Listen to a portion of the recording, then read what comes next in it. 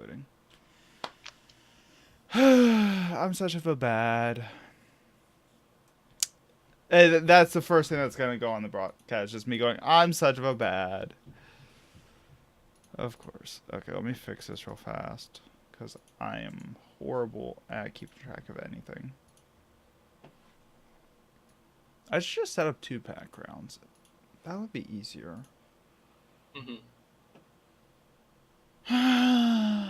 Okay.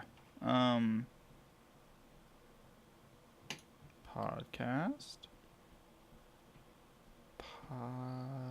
What am I getting?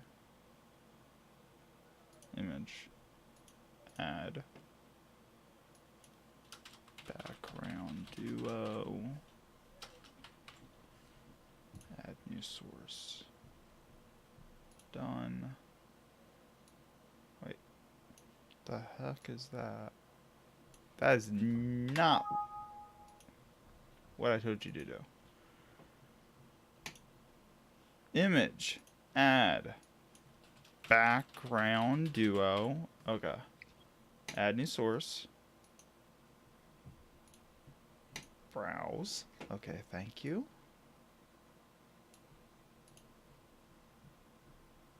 Open. Thank you. And then drag you all the way down to the list. There. Now. There. Now I have seamless changes between backgrounds.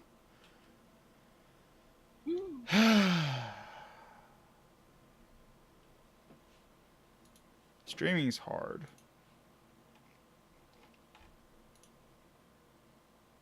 Oh, we're live, by the way. Okay.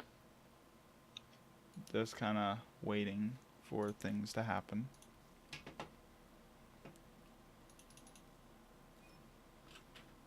Okay, send you an invite. So we're just doing Hydron. Or whatever you want. I have like I have 1 weapon left that I can level up.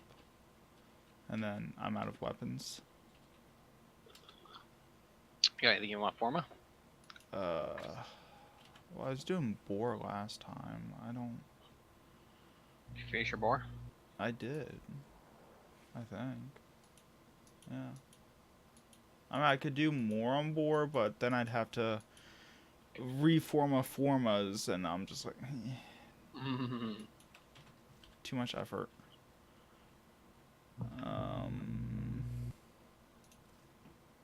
Are there any pistols I want to forma? I don't think so. I don't really do much with pistols. I could do the piranha. Shotgun pistol. Yeah. 3 kills in rapid succession summon a second ethereal piranha for twice the deadly punch. Really? Yeah, I don't think I have piranha farm. Sure, I'll forma it. Wait. I forget pistol builds. Because it's Corner Strike, Barrel Diffusion, and then... What's the third one? Lethal Torrent? Yeah. Fire rate multi-shot. That's it. There's also Augur Pact, which is 90% damage. Right. No, I was just figuring out. Because like... Sorry. Give me a second. So, I just... Moving on. I don't want to talk about it. Oh, people are here now just to listen to me throwing up. It's great. Hi, welcome to the stream. We're having a little bit of wow. Hold on. Let me get some more water in here.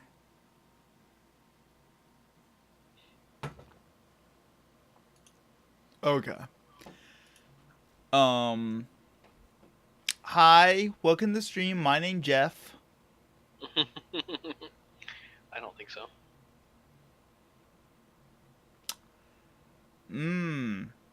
AC Wrath had a housemate screaming kids in their ears at the same time as me throwing up. Well, that's great, I guess. I know, it's sounds like the perfect combo to me. Anyways, so Moving on. okay, I guess we can get started now.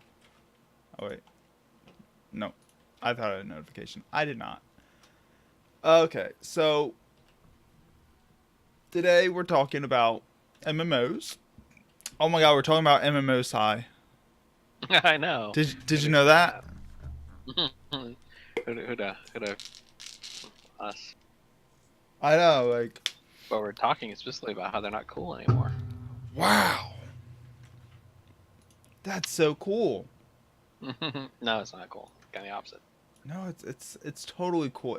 I was into MMOs before they were cool to start with.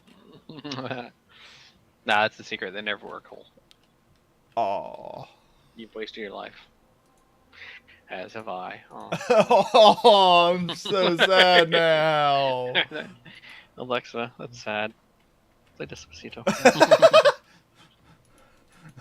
Wait, let me pull up a Bard player and get on 14. Oh god. Anyways, so before we get into the meat of tonight, we kind of want to talk about something kind of I find it kind of interesting, but it's kind of gross at the same time. Not gross. Ripped from the headlines. It's from the headlines. Ripped from the headlines. Right. Talking about Tumblr and the fiasco that is Tumblr and not safe for work content. Or it's tangential to Tumblr. I because we can turn it into gaming related, but talking about community management. Yeah, I mean the community management aspect here is probably what I find the most interesting. Like, debating about not safe for work content and whatever. I mean, I can't pick up that star. That's a discussion as old as time itself, really. As old as World of Warcraft.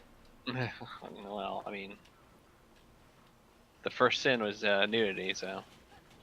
Well, the first sin was disobeying God, but then the second sin was nudity, because they realized that they were nude. Oh.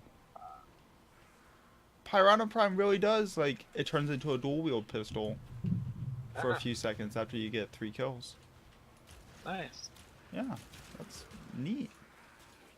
Okay, anyways, so let's say the first note I have to talk about is community management is hard. Yes, I mean, like the whole, like, I think one of the interesting thing for me is, like you said, is not the whether Tumblr's allowing not safe for work. Maybe we should give a little background before we go into this, though. True, like, true. So what happened was that, as I understand it, the Tumblr app got delisted from the Apple App Store because Apple felt like there was way too much, specifically child pornography, on Tumblr. Okay. This is an issue where, like, people would just set up Tumblr sites, they'd share illegal content, and Apple was like, no, we're delisting your app because this is just what people do. So Tumblr's reaction was, okay, we're gonna get rid of all non-safe work content. Like, no more nudity, no more, like, none of this stuff. And they kind of, like, just announced it, just kind of dropped it and said, oh, later this month, and people kind of figured something is going on because a lot of the not safe for work searches weren't working. Right. And then, well, to my understanding, when the because of course I went to Twitter when all that when it hit, and everyone was calling it the Great Purge, the Great Tumblr Purge. Right. And from what I understand, Tumblr actually did make a statement saying that the removal, because people's actual blogs were deleted, not just the ability to search them, but full-on not safe for work blogs were deleted. And Tumblr made a statement saying, oh no, that's a glitch. They weren't supposed to be deleted. You were just not supposed to be able to find them. Right. So that's kind of like a two two strike hit, or a double whammy, I guess I want to say. Where, oh yeah, it was totally a glitch. Wink. Or it could have been a glitch, but it's one of those things that where they, they, it wasn't working, or maybe it was a trial run, or wasn't working exactly how they. Working as intended. Uh-huh. Okay, this pistol is actually kind of scary. Anyways, Yeah, so essentially, what happened then was that they decided they're going to get rid of all non-safe for work content. Kind of dropped it in their, in the lab after maybe testing out a couple things before and seeing how it worked. And so the entire community is up in an uproar, because this may surprise some people out there, but people kind of like their porn, I mean it was. So there's a lot of blogs and whatnot. I know I have a couple friends where they kind of like share tasteful, lewd pictures and whatnot that they find in other places. Because I mean, kind of a lot of Tumblr was about kind of finding cool stuff and sharing it with other people. right. Like one of the big things they had was like, it was one of it was one of those things when microblogging was the thing. I don't think people use that term anymore, but like, so you can reblog, something that somebody else showed, and there's a lot of kind of aggregating sites where people would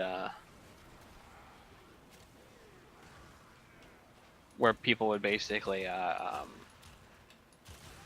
share lewd content. Dejara brings up an interesting point that I didn't know. That one of his guildmates observed as he read the notice, it didn't cover furry art or other non-realistic cartoon content, which that was purged. After I read about it, I did go on Tumblr and I started trying to search up, tags. And for scientific reasons, of course. For research, obviously. Right. Purely for science. Obviously.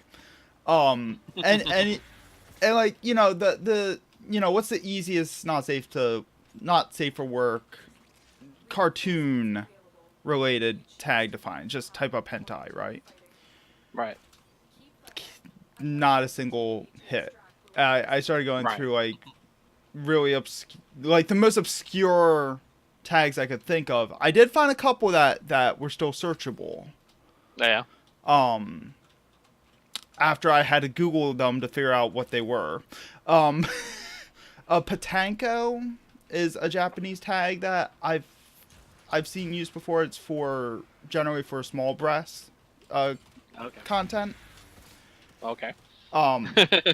Apparently, it's an obscure enough tag that it didn't get hit by Tumblr's filters. Now someone from Tumblr is going to listen to this podcast. I know. Put it in the... Which I thought that was interesting. There were a couple of other ones. I don't remember them off the top of my head. I wrote down notes, and that was the only one that I wrote down. Right. Because it was late and I was falling asleep. But anyway, so going back to kind of like what we were talking about, like, so the customer service issue, or the community management issue here. Right. The big issue is basically like they didn't really prepare the community for this at all. Like, people were already kind of up in arms about potentially having this issue of not of them like seemingly deleting not safe for work content, and so then they kind of like hand this down, not really kind of being very kind of tone deaf to the community. Like not going into the community to try figure things out. It felt like just that people just the Tumblr just kind of decided, well, this is going to be the easiest thing to do. We don't want to lose access to the Apple App Store, so and so so this ties into like the community management is hard. Like it's easy just to go and say, hey, we're making this change, suck it up and deal with it. But it's much harder when you basically want to try to treat your community like people that like that people. Right. Like like people that are using your platform, like people that have supported and made you money and whatnot. And some of the people being hit by this, were relying on Tumblr as a means of income for Right. getting Patreon followers and stuff like that. Well, I mean, that's a dangerous thing though, because like anytime you rely on somebody else's platform for your own thing, you're putting your livelihood in their hands. You I mean mean, like what I'm doing right now? Well, yeah, essentially. Yeah, I know. But I mean, to like home. in the case of Tumblr, I mean, yeah, like the thing is, I was like, if Twitch decided to say, hey, no more podcasts about games or whatever, something that game directly hits us, we could, potentially go to. There are other sites, Right. And but like the thing about Twitch is that it really simplifies the whole streaming process. Mm-hmm. Whereas if you look at something like Tumblr, like all it really is just a glorified website, really. Right. Like the big thing you got, that you'd get out of Tumblr that you couldn't get from other things, was essentially the community there, which like essentially Tumblr is kind of like doing away with that community. So good game, I guess. And so like I mean, I'm not like twirling my mustache in glee at people losing their income or anything like that, but I think there is something to be said for these people were relying on another platform. If the platform changes the terms of service, well, then you have to deal with that. Right. And they make it impossible for you to make it. Right, exactly. If you didn't want this to happen, you could do basically start your own website. Yeah, I was just about to say make your own website. Ha. Blackjacks and hookers. And we're all out of blackjack. Oh. I mean, we are talking about not safe for work content, so. This is true.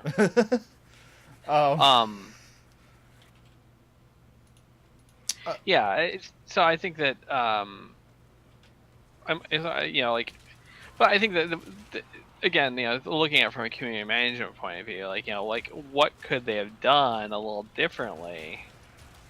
Because people talk a lot about they just needed they could have just done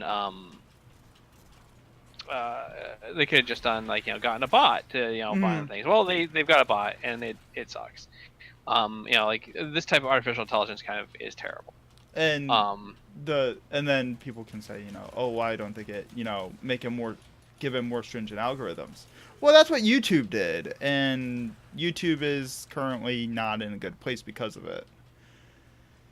Right. I mean, obviously, YouTube's not exactly going out of business, but yeah, like it's one of those things. Like again, like how you deal with the community, I think is important.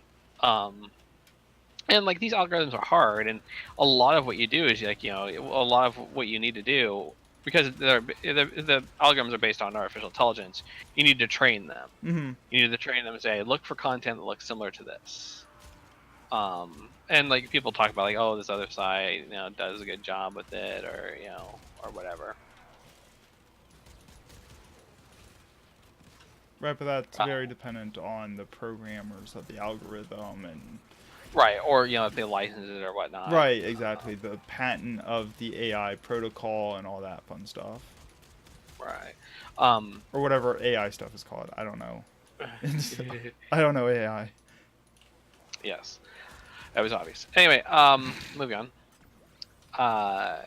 Or they talk about like, well, why don't you have humans filtering it out? And so what's interesting is like I was listening to NPR because I'm old and like that. And they've had a series. I've caught a series a couple times. I'm talking about the people that basically do. Let's leave. There we go. So NPR was running these stories about the people who do content filtering for Facebook. Mm-hmm. And they talk about essentially the incredible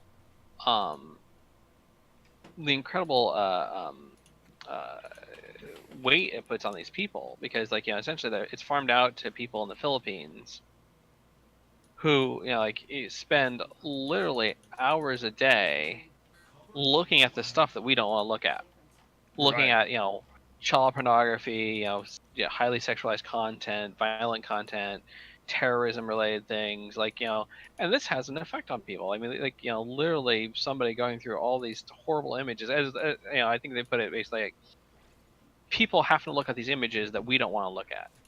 We're just kind of farming that out to somewhere, to a different um, country where we don't even have to think about it. Mm-hmm. Completely, disconnected from us and our culture Right. and systems and. Right. We don't we don't have to think about it, but some poor person in the Philippines has to look at all this stuff, and like their real world relationship is affected because they've seen all this kind of like violent sexual imagery now, or they feel afraid to go out in public spaces because they've seen a bunch of terrorist propaganda talking about how they're going to strike at open spaces and stuff like that. Right. So like just saying, oh well, they can just hire people. It's like, well, you like realize what you're asking here. And let's drop squad.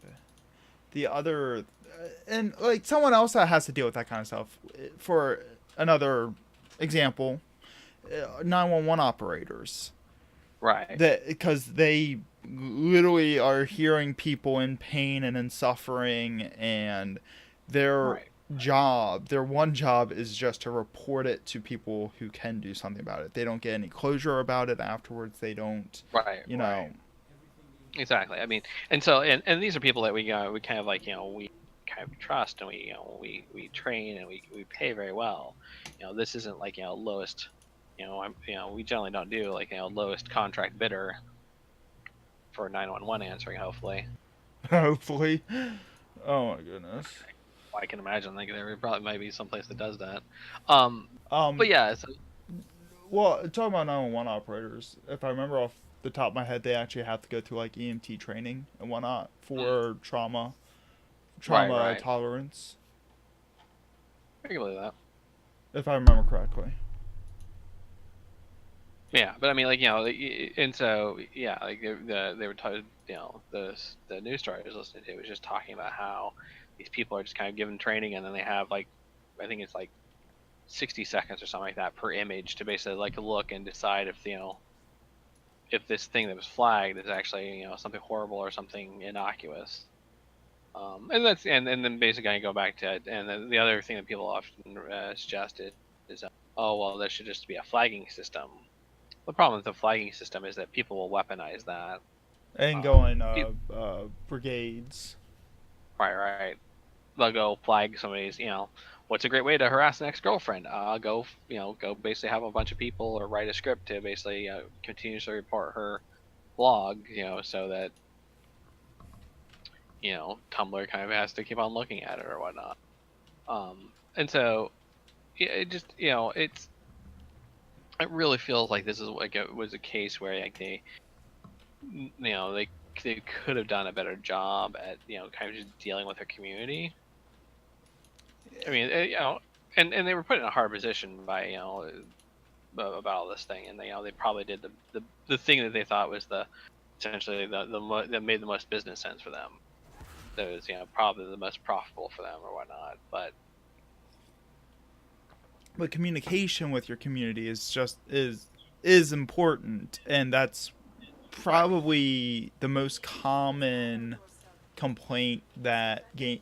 I mean, anyone on the internet, but like in gaming in particular, company, bringing it back to, I think one of the things we talked about last time, promises versus expectations. The community Right. doesn't, or the game developer doesn't communicate their promise properly, and then leaves the community to build up the expectations amongst themselves, and then everyone gets all pissed off when the promise isn't fulfilled. I mean, kind of a similar thing with what we're talking about here. The Tumblr didn't explain Right. They didn't what communicate very was well. going on. And again, and as we kind of talked about before, there is a lot to be said about, um, sometimes that you have to kind of play your cards close to your chest. Sometimes you have to kind of deal with stuff that, uh, in a less than ideal way, and sometimes you just don't have enough information to know what you need to do. So, um, but yeah, I think the bet like when in doubt, like communicate with your community. And then everyone can be happy. I mean, not really. It's Well, impossible to keep everybody happy, but but I think it's more along the lines of it than knows. People can still be upset about, oh, hey, you're doing this thing, but you don't also have to deal with the surprise of the whole thing about like, what, wait, what do you mean? what do you mean my blog just got deleted without notice? Right, right. Or what do you mean that nobody can find the stuff I put up there now? What do you mean nobody's gonna be able to see the stuff I put up there because your algorithm flagged my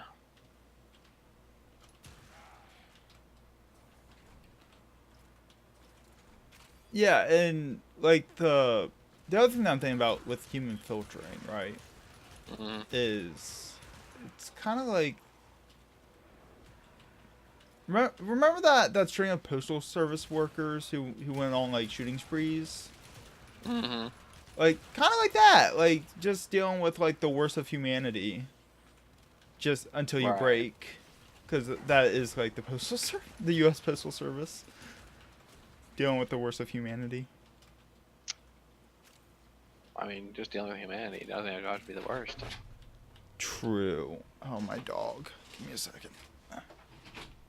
But yeah, and so I think that again, really this I think the big thing that people should take away from this is kind of like a lesson about how how people deal with their communities and how they communicate their intentions. Mm-hmm. I think I think the other thing too is that if you look at the original announcement too, like Tumblr tried to kind of present it, like try to present it in a disingenuous way as well, where they try to we're trying to clean things up and make things family friendly now, like everybody wants. It's like no, like and like I think that even though there's probably a lot of I'm sure that Tumblr probably ran the numbers and was trying to figure things out, like even though like people may feel like a lot of the Tumblr content is not safe for work, they probably they probably do have it. They probably did figure out like quite a considerable amount of their content is safe for work stuff, and they wanted to kind of preserve that, Mm-hmm. even at the temporary cost of the not safe for work stuff. But but yeah, I think they by trying to kind of present it as saying, oh well, we're doing the best for the community, the people that are kind of hurt by these changes are like, you're not doing the best for me. Right. I wonder if they could have implemented a mature content filter, like proving age and whatnot before being able to activate that filter. I mean, it Kind kind of of depends. stuff. I mean, well, if you get down to it, like if you said the supposedly the child pornography angle to it, True. like how do you? It's not necessarily just that there's mature content. It's like there's this illegal content that they have to Right. deal with, and to the point where or Apple's like, no, you need to do better here. Mm-hmm. That's true. So how do you handle that aspect of it? Like again, like I kind of my gut feeling is that if they had gone to the community and say, hey look, like just had a frank discussion about it, like hey look, this is what's happening, we need to stop this in order to keep on enjoying what we enjoy here. Help us do this. We're gonna put like a report button on things or like whatever. It's kind of Make like a blanket solutions to fix a very specific right, issue. right. which generally isn't the best thing to do, but I mean, sometimes you don't have a choice. Well, yeah, like I said, I'm sure it's probably one of those things that someone worked out, you know, in dollars and cents, like how much each solution is going to cost, and this is Mm-hmm. probably the best. This essentially was viewed as the most profitable solution. You know, getting rid of all not safe for work content. It might be like just monetizes poorly as well, because advertisers don't exactly like hey, welcome to my tasteful porn site. Now look at all these ads next to it. Actually, something slightly tangential to Mm, this. Talking about like question. I mean, it's like questionably not safe for work. What the fuck is this kind of mm, content? Have you ever heard about Elsa Gate on YouTube? mm, It's a it's a thing on the YouTube Kids app mm, where basically people are making like this really really questionable content that's on the mm. surface aimed at children, but Right. it gets really really messed up Mm, where it's like they'll have people dressed as comic book characters or Disney characters, and they'll like be like strangling each other and like doing like really fetish ooh. acts with each other. Yeah, yeah, but it's on the kids app, Right, right, and they just make sure to like heavily tag it to make it sound like it's for children. right, right. I mean, I heard a little bit about this because, there was a lot of children's content that was like, would take popular things and then basically, like, they would use AI to kind of create variations of it and just upload like masses of things. And like Mm-hmm. sometimes it would just be like, like sometimes the stuff would kind of have like a sinister undertone, not quite so much a direct, sinister overtone like what you're sounding like, but it was just like stuff that kind of make you vaguely uneasy because like, Yeah, it's really that was actually part of the Elsa Gate stuff. So like mm, that's actually related to it. I'll show you some videos about that off stream. I'm not gonna bring that stuff up on stream. right, If you right. want to look into it, look up Elsa Gate. If you want to look it up Uh, on your own time, I'm scared because it. I watched a video talking about like the automatic generated Mm-hmm. stuff. Yeah, that's really weird stuff too. It's Yeah. really creepy. But for whatever reason, YouTube hasn't been able to like get that filtered out of like filtered Well, on I the mean that's some algorithm. right, right. I mean, well, that's something that is going to be pretty tough to do. Right. I mean, because that's going to be the stuff that like even a human looking at it, like What am I mom and looking dad, at? right, right. Mom and dad might be, oh, it's Disney character. That's cute. Yeah, and the whole idea of how they get it to work is to actually play on the autoplay algorithm. Mm, So basically, what will happen is like a parent will sit their kid down at like their smart TV or on the phone or whatever, and just put them on a video they like and hit autoplay, so that it will just automatically go to the next video, and then after 10 or 20 video cycles, it'll start going mm, down this weird rabbit hole because of the right, right. tags. And it's probably one of those things where the first video that kind of gets in there kind of like dooms you down this path of Exactly. It's really scary. I watched a video of somebody literally just on the kids app like doing the autoplay thing, and they just kind of time lapse through it, mm, and like 20 minutes into it, it just hit this really weird video, and then it just got worse and right, worse right, and right. worse. It's really creepy. So like that. So like Tumblr isn't the only platform that is dealing with strange, not safe for work issues that Right. might be illegal. because there's been a couple of like child porn issues on YouTube too. That have been okay. Well, okay, they're not. Yeah, it is, but Right, they're right, like playing like right on the edge of it. But right, if you go into the comment section, it's very obvious who's watching these videos. right. And I think they actually just charged one of those channels for child porn charges. Right. I think that was earlier this year. I'll have to look up the article I was reading about that. Anyway, so this got dark. But dark quickly, yeah. Anyway, pay attention to your community, kids. Yeah, yeah.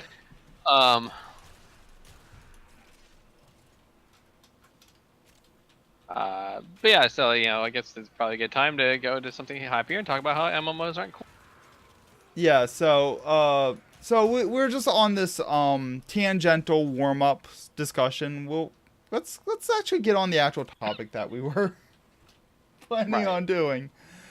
I mean, and one of the reasons why we want to talk about it too is like we want to talk about more top things. That's kind of the point of doing a podcast instead of writing blog posts and whatnot. Is that we can kind of do things that are topical and riff off each other. So. And welcome to the stream, Towel Worker. Glad to have you here. Okay. So the main subject for today. And yeah, we're trying out different things. Every podcast we try to do something a little different, just see what works and what doesn't work. So we might do more like headline topics at the start, that kind of stuff in the future. But warm up for people join us. And yeah, exactly. Because it's no fun like starting off with your meat of the thing and nobody's there to here to start. Right. You have to you show up half hour into the thing because you hear about it then, and it's like, oh, they've already covered the thesis. And right, exactly. Now they're just meandering. So for everyone who's just joining, if you're coming off of Sai's blog, I'm Malgrim. I'm an idiot who talks about gaming stuff, and I help make. I'm just an idiot, so. And I help Sai sound smarter. So there you go. Yay! I'm just a hired puppet. It's like the the medium height person hang around the short people that look taller. Exactly. Gotcha. So today we wanted to talk about why MMOs aren't popular anymore, because they were all the rage in the 2000s. Everyone was trying to make an MMO. Everyone was trying to make a WoW killer. Everyone was trying to do all this, and now it's just kind of like no one cares. So we kind of wanted to talk about that and kind of explain the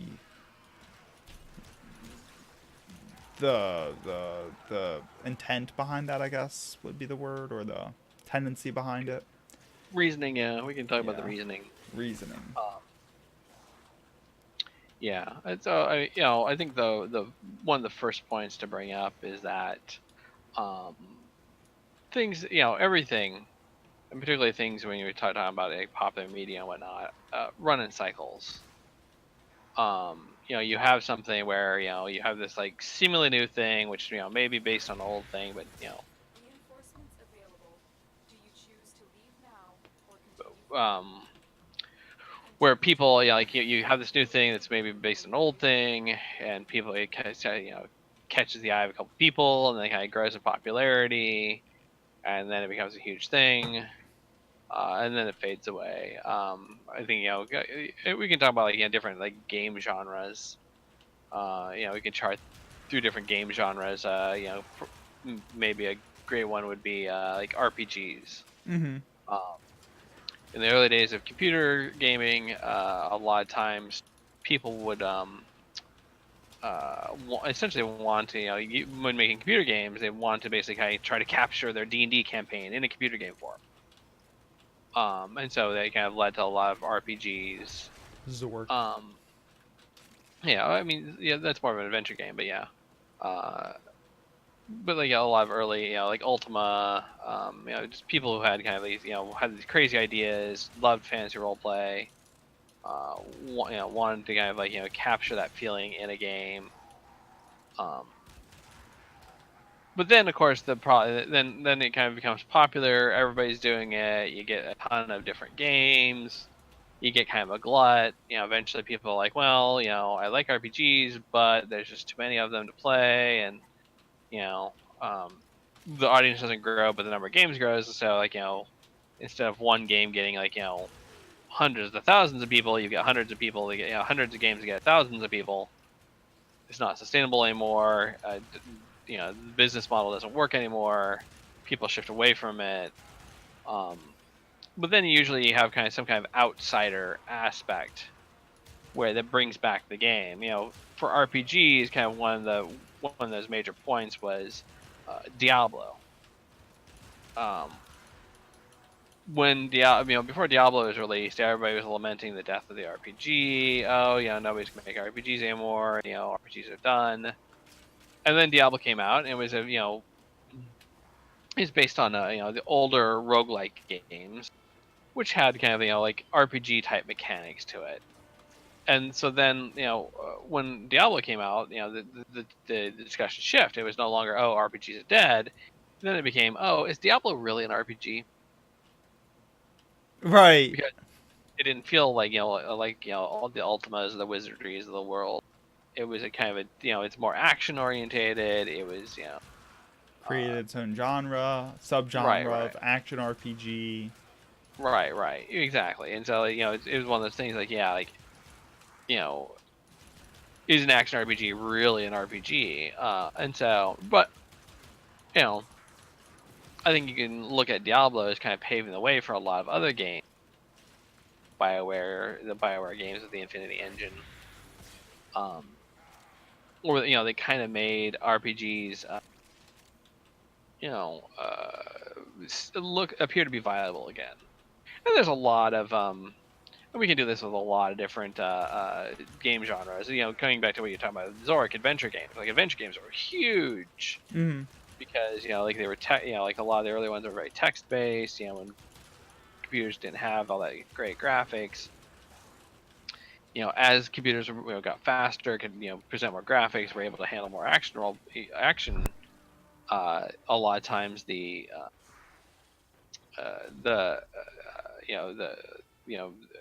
adventure games kind of felt very old-fashioned, very backwards,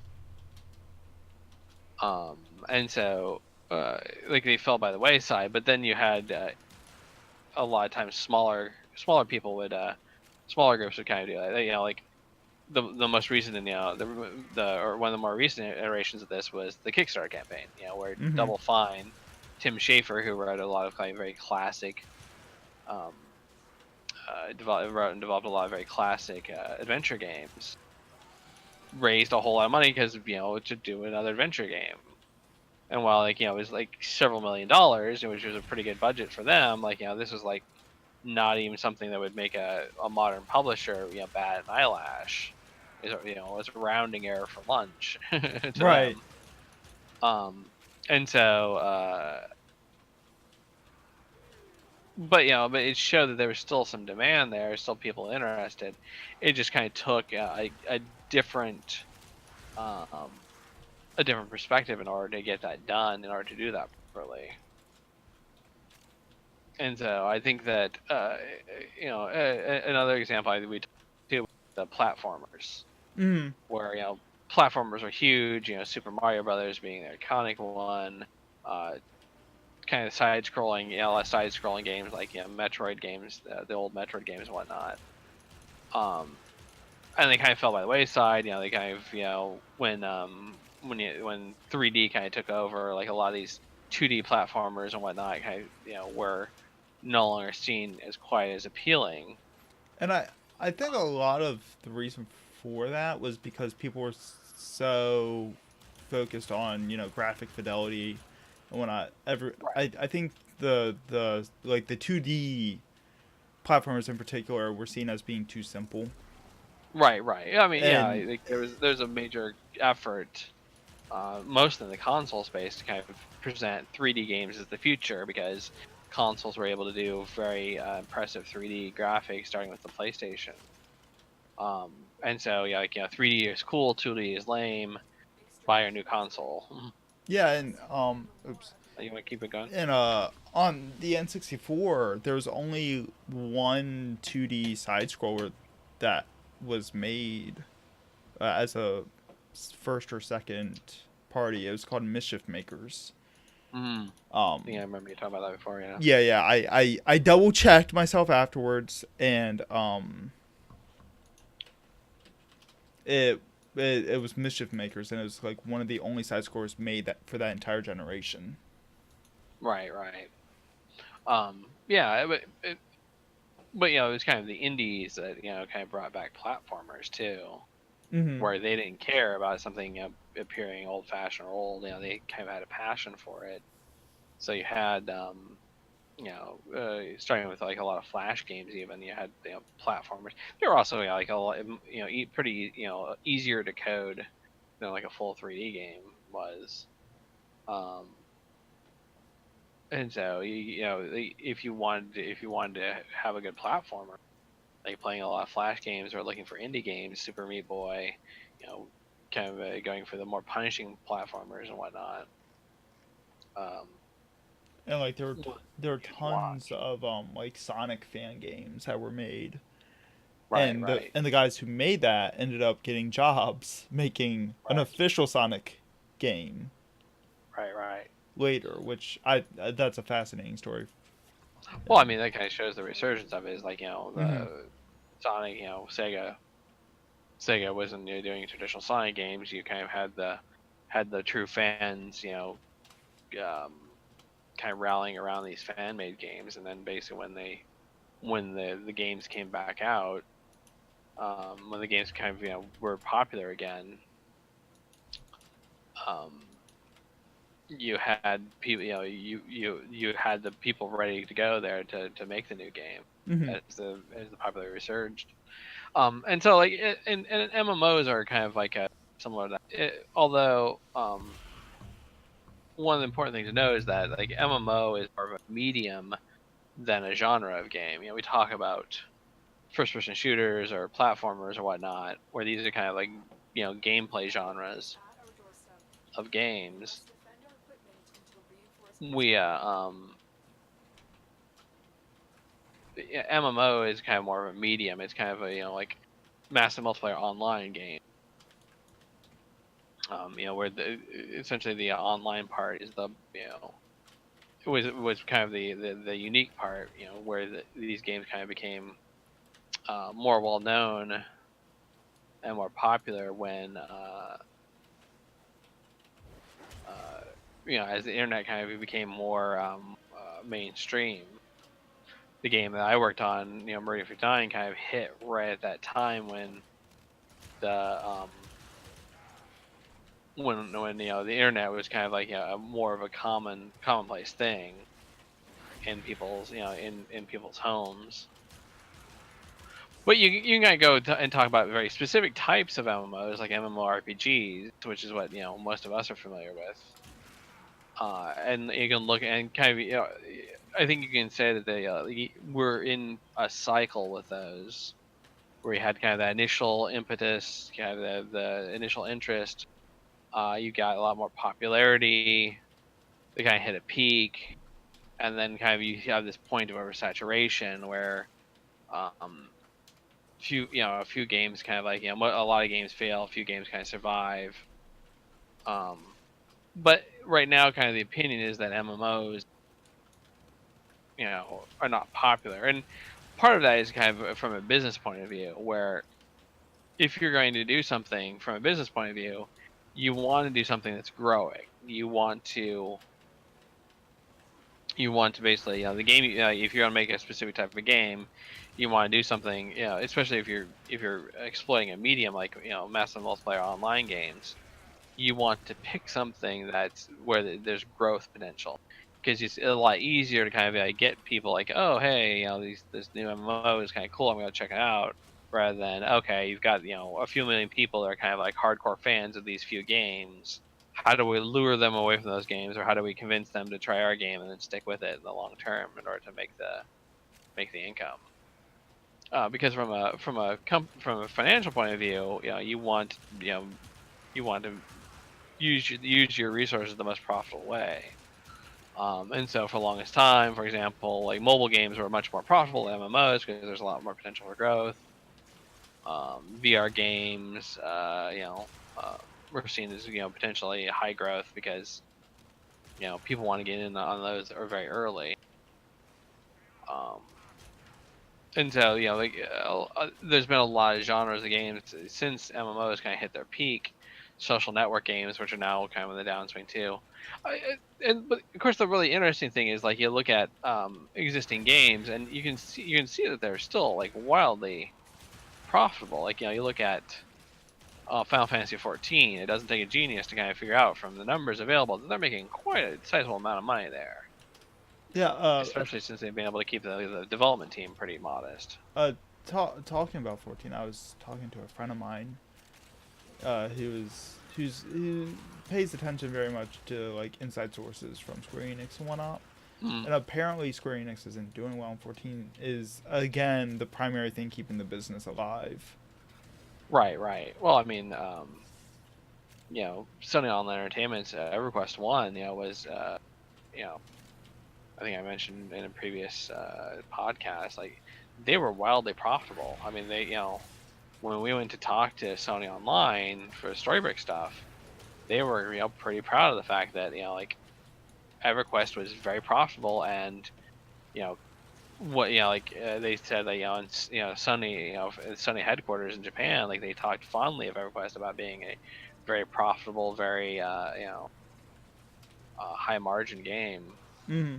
They had 40% profit margins on the game. And and the game, even after World of Warcraft came out and whatnot, like there was still a considerable number of people playing EverQuest 1. They had their core audience by that point. Right. And it's a very kind of loyal audience that was interested specifically in that type of gameplay that wasn't being catered to in other types of games. So I mean, it had a pretty sizable development for a long time. And the fact that it's still running means it's still... right, and it has over a dozen expansions to the name too. Oh, it's way more than a dozen. When I was playing Star Wars Galaxies, because we were listening to, I keep forgetting the name of the fan fest for SOE Live. SOE Live. Yeah. They had because when you were playing Star Wars Galaxies, or I think any of the SOE games, they had in-game voice systems, and you could actually listen to an audio feed to SOE Live through the in-game voice. They set up a channel for that. And I remember in particularly because we were sitting there waiting for Star Wars Galaxies updates, which got maybe 2 sentences. We were very upset about this. But EverQuest, oh my goodness, EverQuest went on for 2 hours, and they announced 6 expansions just from this one SOE Live, and 3 of them were available that day. And I'm just like, you guys got 3 expansions in one day? We can't even get one in 10 years. Right. But I mean, that just showed how successful EverQuest was in comparison to Star Wars Galaxies at that time. This was very late in Star Wars Galaxies' lifespan as well. Right. The problem, one of the big problems with the MMOs, and this is they have a whole lot of upfront costs. Because you have to create a whole ton of content for them. And it's not kind of traditional linear content that a single player game would have. You have to kind of create this multiplayer content. You have to balance it for multiple people. You have to kind of make it fun. Because when if you're looking at kind of the traditional MMO model for how the game is operated, you're going to be compared to other games. If you're looking at an EverQuest or World of Warcraft or a Final Fantasy 14 player, and you're trying to make a game in that type of genre, they're gonna look at your game and say, well, like I've got content for for months. If I want to start a new character on any of these games, and your new MMO has content for maybe a month, maybe it might last my my free month after I buy the box. Why like why is playing your game going to be compelling? Or even if people do try it out, you have to kind of really kind of front load that. And talking a little bit about like like Final Fantasy from the 1.0 to the 2.0 Realm Reborn launch. I think that was kind of one of the benefits they had, is they had like a lot of time to work on content, because they already had a lot of the basics in place. Since they already had a running MMO, they basically could focus on just creating a lot of content. And so there was a fair amount of content when A Realm Reborn launched.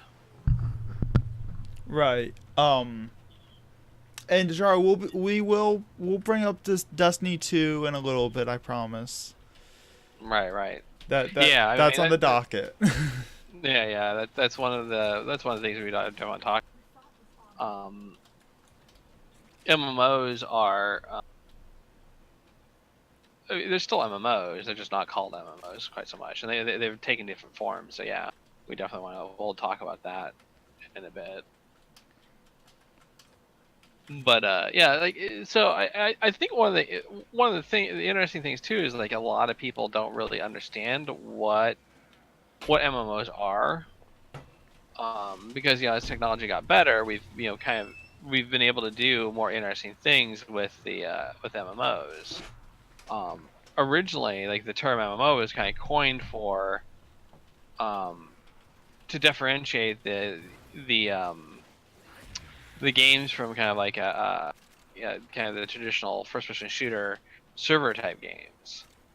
The idea was that massively the massively adjective talked about having 64 or more players on the game, which was not something kind of server-based shooters could have done at the time. Mm-hmm. And so yeah, it's like the game I worked on, Meridian, like was never had thousands of players on a server at the time, but it basically qualified as an MMO because it still had more than 60. It could handle more than 64 players.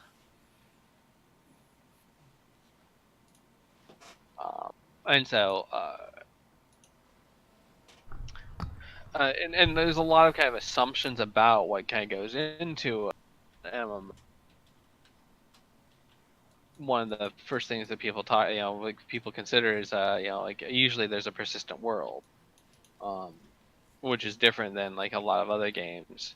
But like look at Warframe. Like in Warframe, you could squint and say, oh, this is potentially like an MMO, but there really is no kind of persistent world aspect to it.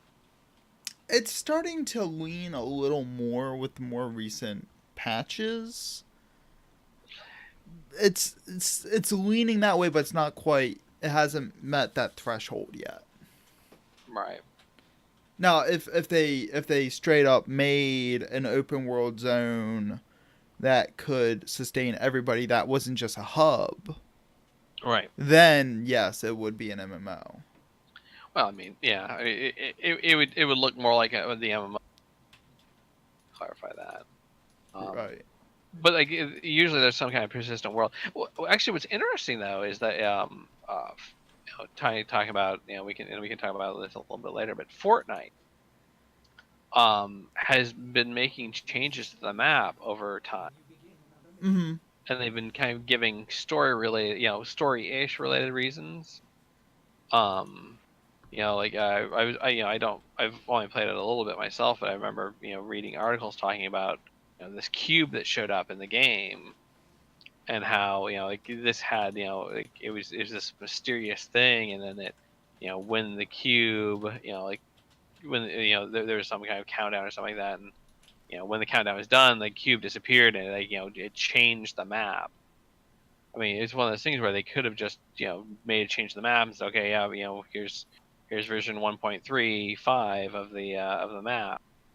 But instead, they decided to kind of do a little bit of a story to make it feel a little bit more like a persistent world, where like the world is changing, even if each match is basically kind of independent of each other, and you're only it's kind of an instance of a battle each time you play. Right. Which that is interesting. Well, here's the other thing that a lot of people don't know about Fortnite. I'd actually known about it before they did their battle royale. It started out as a tower defense game. It's like a PvE tower defense game that you could play with like four people. Huh. And it was like a full price game. And when PUBG came out, Player Unknown's Battleground, Right. the Fortnite team was just like, we can do that better. Right. And they went on records basically saying that they copied PUBG. I mean, that's part of the kind of the cycle we were talking about before, where you have kind of like a game that does something, and it takes a really kind of special game for it not to be something where people kind of just copy it. Mm-hmm. Like one of the most popular games that's never really had a proper clone of it done, I think, is probably The Sims, because it was just such a kind of a like, oh, I don't know, like it felt very much outside the usual parameters of what people kind of like think of as a very popular game. Mm-hmm. Guild trying to buy all the DLC for it too. Well, yeah. I mean, that's... I saw it on sale one time. I'm like, oh, The Sims. Everyone loves The Sims. Maybe I should get it. And then I looked at the price. It was on sale for like 50%. And it was still $200 for everything. I'm like, right. No.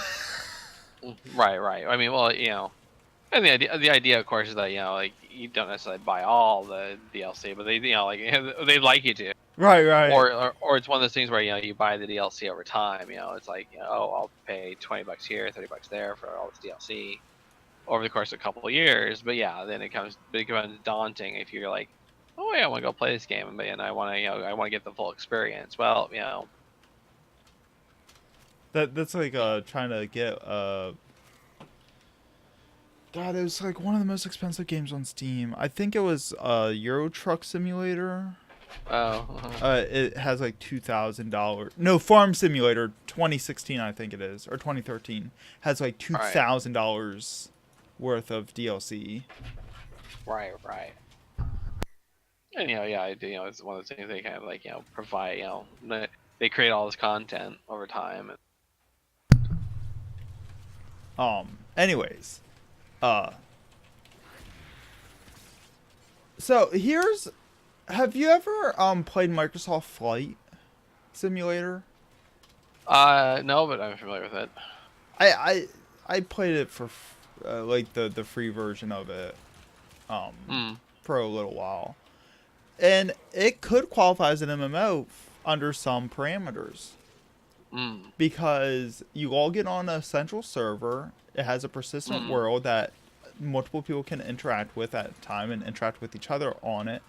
And I think it's always has an always online state. So like I mess around with it a little bit just out of like boredom and curiosity. And like thinking back to it, I'm like, that could actually qualify as an MMO to some degree. Right. I mean, yeah, it's so the other kind of what we talked about before is like we kind of have MMO, we still have MMO, but like they're kind of taking different. They take on different. They're kind of in different forms, because and a lot of games have kind of learned from that. So I think what you're talking about there with like the flight simulator, like a central, like one of the nice things about MMOs in the early days, they were kind of really tough to pirate. Because you needed the server to play, and we've had people kind of reverse engineer servers and create gray shards or pirate shards or pirate servers and whatnot. I think the best examples of that are the Star Wars Galaxies private servers. Right. Because they, the original private servers for Star Wars Galaxies were launched by former devs that took source code with them when they left. If I remember the story correctly. I would doubt that, just because that would be like a pretty terrible offense. Like If corporate that were true, like espionage. basically like stealing company secrets and whatnot. Right. That'd make it really hard for you to find another job in the industry. Like it might be possible that things got oh gee, that got leaked somehow. I don't know how. A little bit of plausible deniability, but that's just the story I heard years ago. Right. Because when the new game enhancements came out, a bunch of devs left, and apparently they took the original files with them, or a copy of the original files, to preserve them. Right. I think that most of the times when you have kind of reverse engineering like that, generally when somebody who's like really enthusiastic about the game, right, who basically wants to kind of essentially preserve something's gone down, or they don't like some major change. They kind of want to play more, like with more of what they're used to, like the vanilla WoW servers. Right. Or you just have people that don't want to pay for the original games, but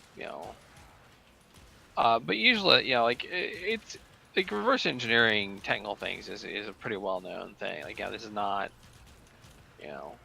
people do that a lot of times, even with non-game things, for various reasons. And I think you just get games get a little extra attention because they tend to be very popular. They tend to be something that kind of inspires a lot of loyalty and dedication to it. Passion.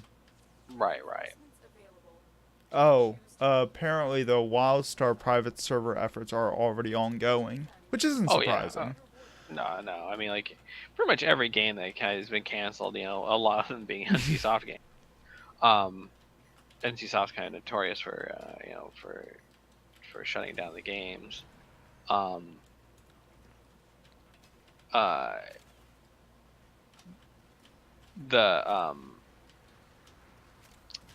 Basically every game kind of has a group of people that because when City of Heroes shut down. Oh yeah. I mean, there was a group of people not they weren't even reverse engineering it. They were we want to create a game that's like that because City Heroes is so unique in our eyes that we want to recreate that. They did a Kickstarter. They did a Kickstarter. They kind of got a lot of they kind of started doing a lot of work with that. They wanted to kind of capture what they thought made the game great. That just wasn't available in other games.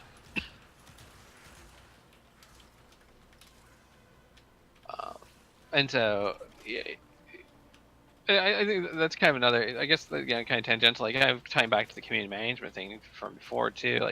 That's one of the interesting things about MMOs is that you play these games for so long, you live in them, so it becomes it feels like a home to you. So when a game like that shuts down, it kind of leaves an empty place. Right, and and so you get people that are very passionate about it that decide they want to kind of recapture this. These elements they want to either reverse engineer it so they can play that same game again, or they want to create a game that's heavily inspired by it in order to in order to kind of enjoy that again. Yeah. When I went back to play on a Star Wars Galaxies private server for a little bit, I went back to where my my guild city was, because it's right outside the starter city. On Tatooine, and it was just a little sad because it's a very it's in the shadow of a hill, and it's the only hill in that area, so it's very easy to find. And I'm just sitting there just kind of there's the city hall, and there was my house, and there was my friend's house, and right. It was like very nostalgic to go back to that. It was just like that was, where my home was in the game for, Right. 9 years. Right. So like literally talking about a game being home. Right. Right. No, exactly. And then, and I think Star Wars Galaxies in particular it probably feels a lot more like that since there was that high degree of customizability where you can make your own cities. Mm-hmm. And so, and that's kind of good and bad because um, it's kind of fun because you left your you had your mark on the game. But on the flip side, is like when you go if that's not preserved, you go back to another server. It's like okay, you can kind of reminisce about where things are, but it's like it's like going back to your hometown and After it's been oh overdeveloped. right oh the ice cream shop that everybody loved is now some mass market chain store, and the place everybody kind of hung out at was interesting, and it got replaced. And that's the other thing that I thought was interesting was Star Wars Galaxy. Just going on a tangent a little bit, because I was just thinking about it. And there, like, you knew guilds, like you knew the guilds on your server very well because you saw their names on their cities, and Right. we got to go over to the Watchmen to get to Death Watch bunker. Not really, but example. Right. In other more recent games, like I don't know the guilds that are on my server, all Right. 20,000 of them. Right. Yeah, I mean, you kind of have you might know some of the larger ones that where you see the tags around all the time, or hear the recruiting spam in major cities. I imagine for role playing, you might get something. You might know a few. You might know a few of the guilds or whatnot. Based on these are allies or these are enemies, but Mm-hmm.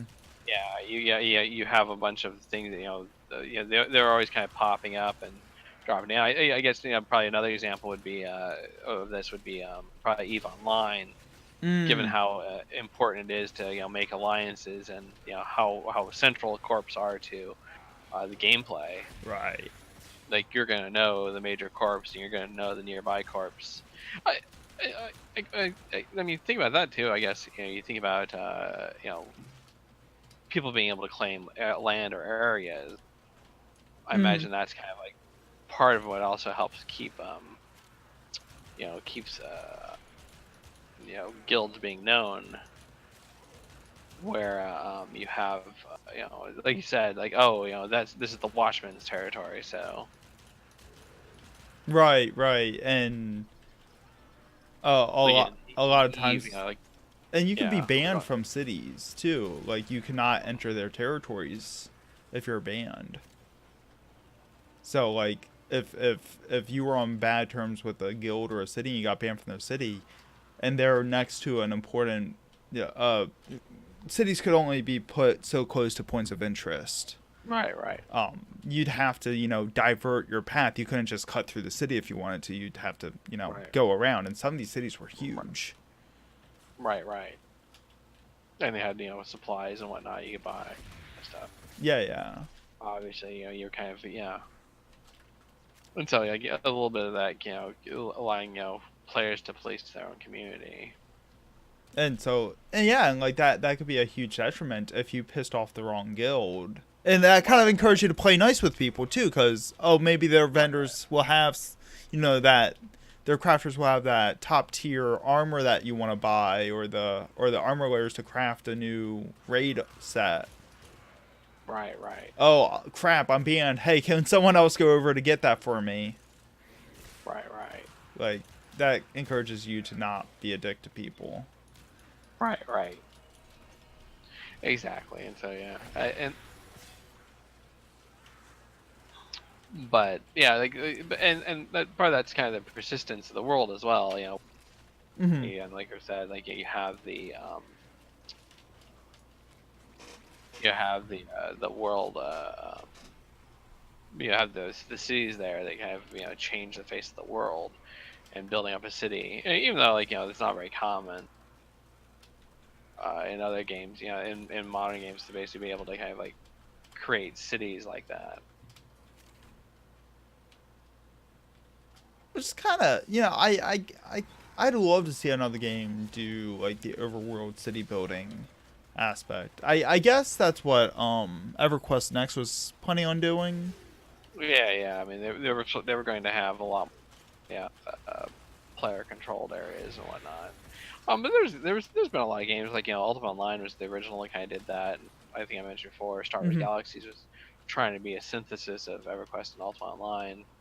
I had and people are kind of interested in that too. I had a friend of mine, Dave Toulouse, who created this game called Golemizer, which was a browser game. Unless you can handle more of the enemy. But it was Golemizers. basically what Golemizer, yeah. It's no longer running, unfortunately, but it was a JavaScript-based game that ran in the browser, and he basically it was very heavily kind of based on crafting, with a customize. People could customize the overworld and whatnot. I've never heard of that one. Dave's a friend of mine. It was a pretty obscure game. It was like an overhead 2D game. Yeah. Okay. And kind of a mismatched art style because he he just used free icon packs and got some other things created. But it was, like I said, it was a very heavy focus on crafting and creation. It was kind of his, like a kind of a stripped down Ultima Online.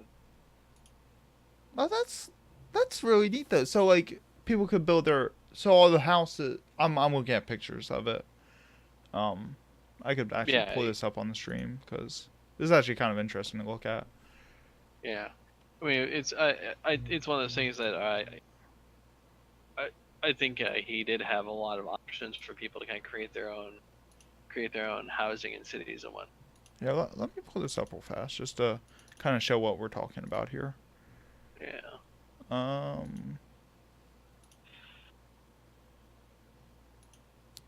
So it's this kind of almost like Zelda looking RPG game. Yeah. That ran entirely in the browser. Like my friend Dave was essentially his day job was as a JavaScript developer. Oh, he worked on Runes. No, I'm kidding. No. In JavaScript, yeah.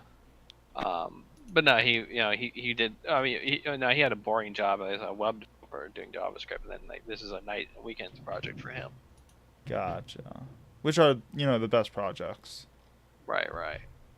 But yeah, so he ran this game for quite a while, and Okay, get back to Warframe. Yeah, and so like you could go inside houses, and yeah, I mean it was a really kind of a neat idea for a game. But yeah, it kind of shows you that people want to create these like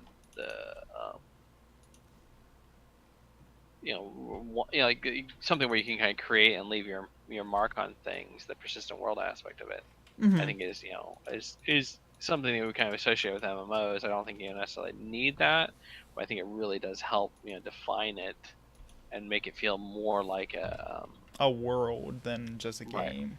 Because exactly. that's the thing with like, I mean, whenever we get into conversations about MMOs, I've played tons and tons and tons of MMOs. I've been playing them for 20 years now. Mm-hmm. I always go back to Star Wars Galaxies. Right. You mentioned somebody who, one of your friends, I think, who said that people are most nostalgic for their first MMO. Yeah. I mean, that's based on what a lot of the MMOs developers said. Where a lot of times it feels like people are trying to kind of recapture that first experience they had, where the game was kind of fresh and new and interesting, and something they hadn't seen before. And the experience of just having your mind blown by what you're experiencing. Right. I mean, I kind of talked about that a little bit with text mods originally. Mm-hmm. Where when I was playing a text mod, the idea that I was playing with this person from halfway across the world was just incredibly mind expanding. And it was just it was that it felt like one of those moments Right. You know, it's being a kid who grew up and really never traveled had only traveled outside the U.S. once and had barely even left the Midwest. Like knowing that I was talking to this person over in England, which was like essentially just this faraway place I'd heard of, but Right. Yeah, and like there's two MMOs that are like that for me. And I mean, we this can be kind of a bridge into another subject because we're focusing on MMORPGs, but there's other types of MMOs as well. right. Star Wars Galaxies was like my first real MMORPG, but PlanetSide 1 was my first MMO FPS. Right. And my first real big like combat fight in PlanetSide 1 was mind blowing to me. Like the thought that I'm in this base that's in this volcano crater, and like there's the other teams on top of the crater shooting down at us with tanks and guns, and we're just like trying to scramble to try to counter them the best that we can.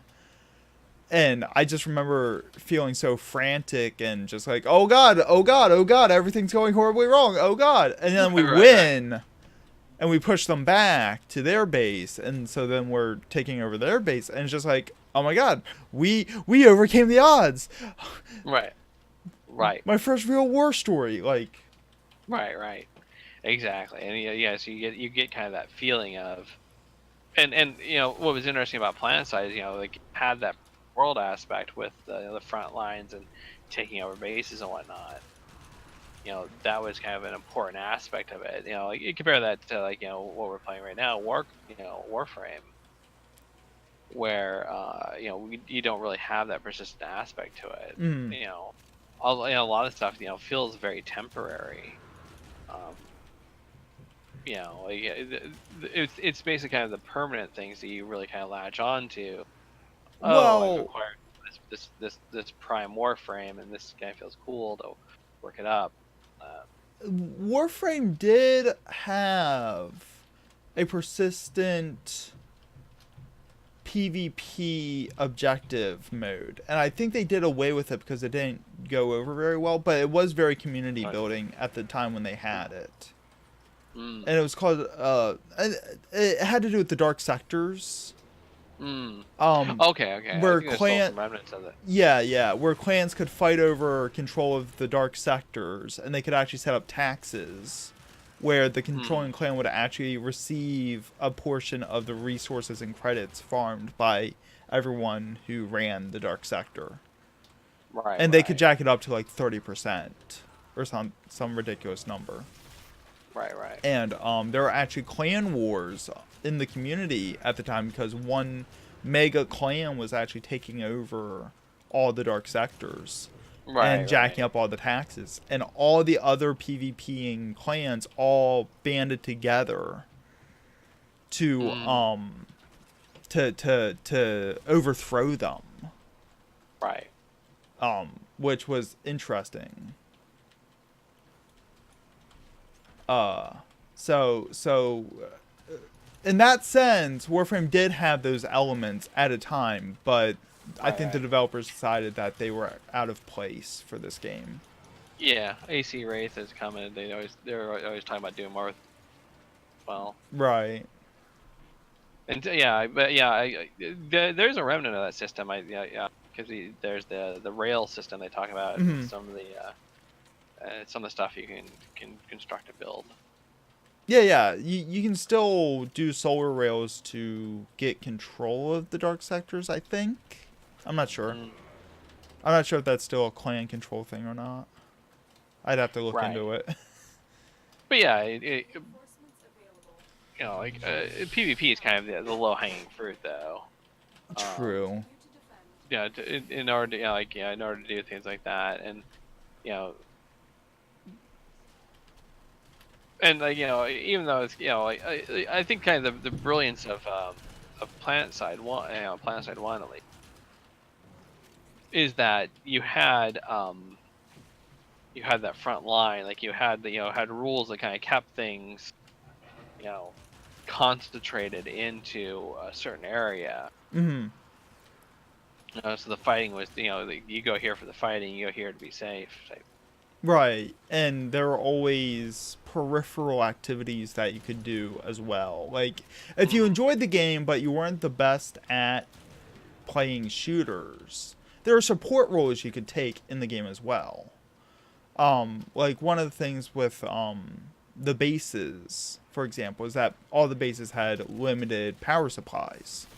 Right. And so if you weren't particularly fond of being in the front lines, you could go get a little bus. It's like a little car. Go into the warp gate, which is how you transported between the continents. Mm-hmm. And you could charge it up in the warp gates. It was called an ant. Right. And then go from base to base and fill the bases back up. Because the more combat a base saw, the faster its power would drain. Right. So it was really important to keep bases under siege fully powered. Right. Or else they'd lose power and they'd go neutral, and then they'd be free for anyone to try to claim. Right. So there were little peripheral support roles that people could take with that, and still get experience and be useful to their team, even if they weren't the best person at shooters. Because PlanetSide was such of a weird game that it did attract more than just first-person shooter fans. Right, right. People would join it just to hang out with their friends, even if they weren't really good at that genre. Right. Well, I mean, like, I don't consider myself a good, first-person shooter player, but yeah, you have some games like, I think, like Warframe, for example, does a pretty good job. Warframe is a third-person shooter. Oh, look at you, nerd. But I mean, but the point being that this is one of the things that like MMO focus on was providing a lot of different types of gameplay. Mm-hmm. Like WildStar, the other W game. WildStar basically did a lot of this as well, where they had they tried to have the different types of gameplay you could do for the based on the battle types, roughly based on the battle types. And yeah, the different professions. Right.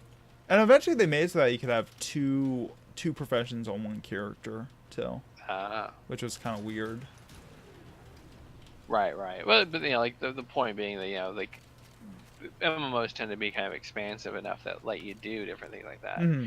Yeah, and like what you said with PlanetSide 1, you'd be a soldier, you could be a pilot, you could ferry people around, you could charge up bases, you could do all these potentially very interesting things.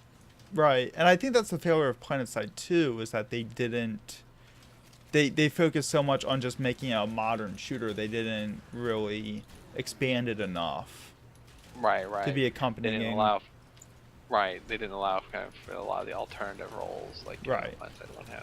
I can see that.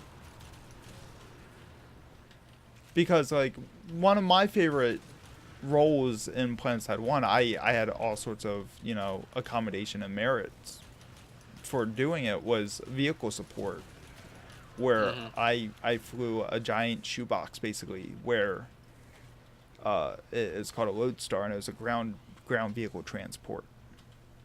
So tanks, it was the only aircraft that could transport large vehicles.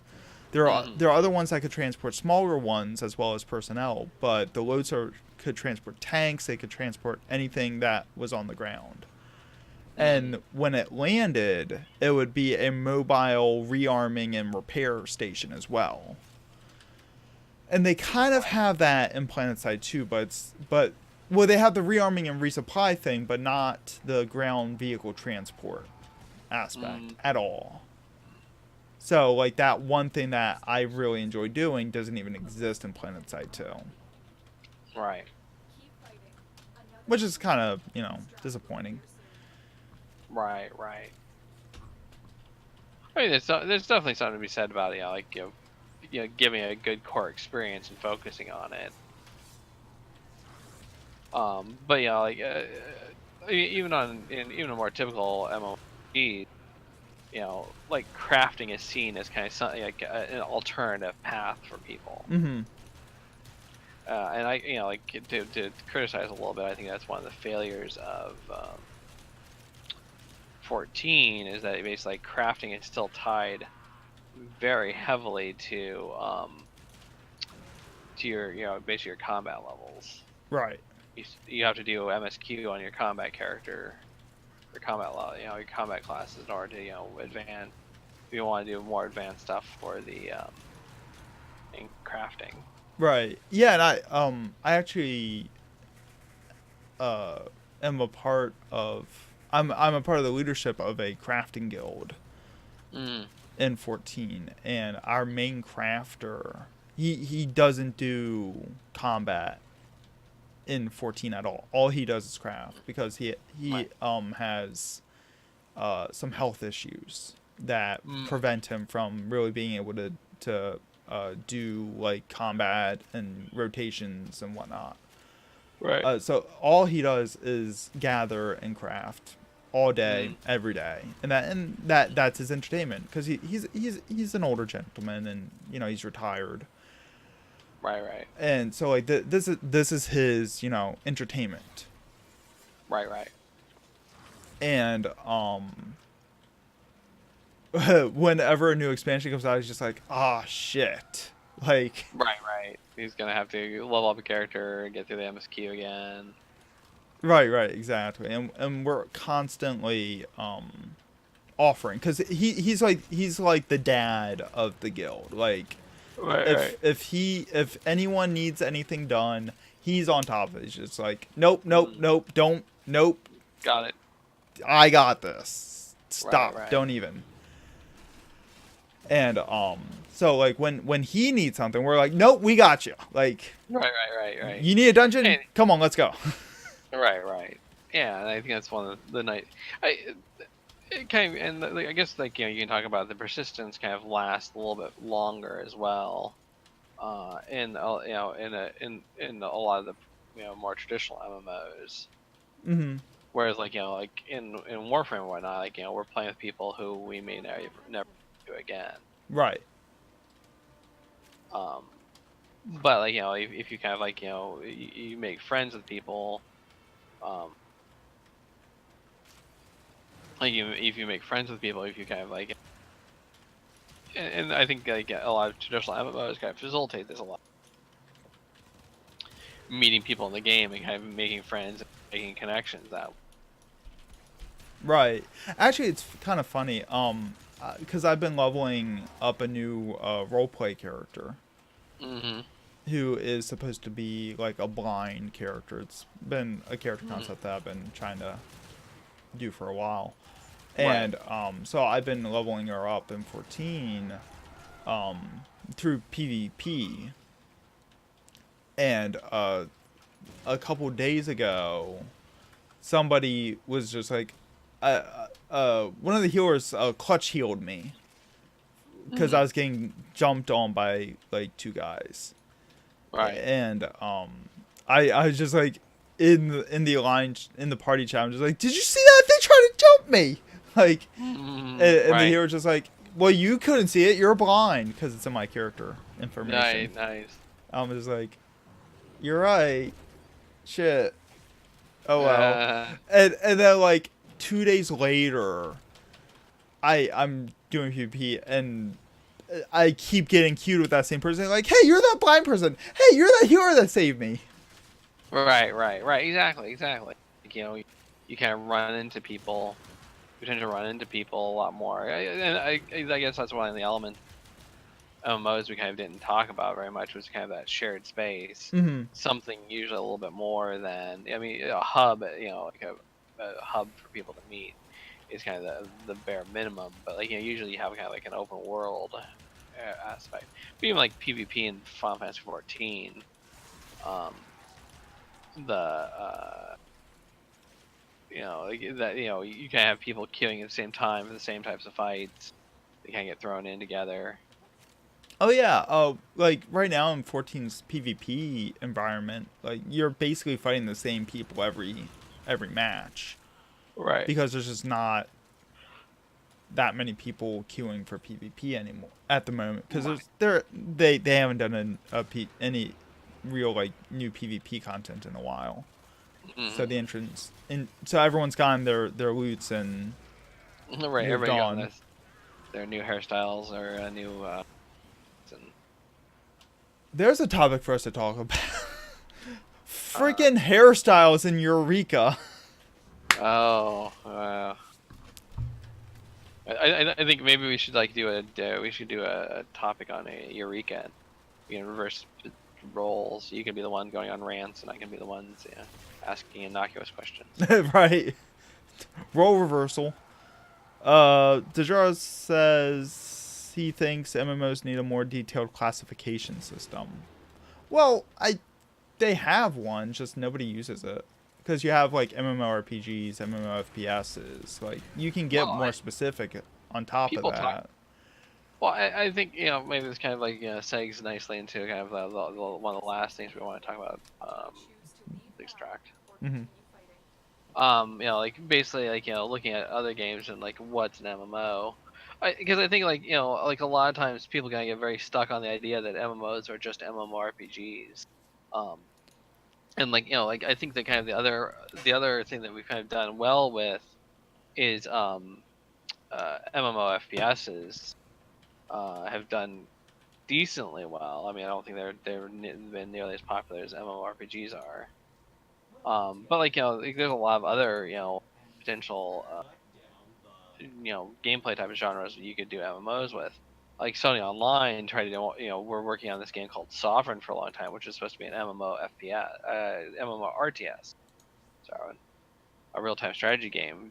Like where it was just this giant world where you had people kind of controlling units, moving around, and sadly it never quite took off. I think part of it was just because it was a rather audacious project.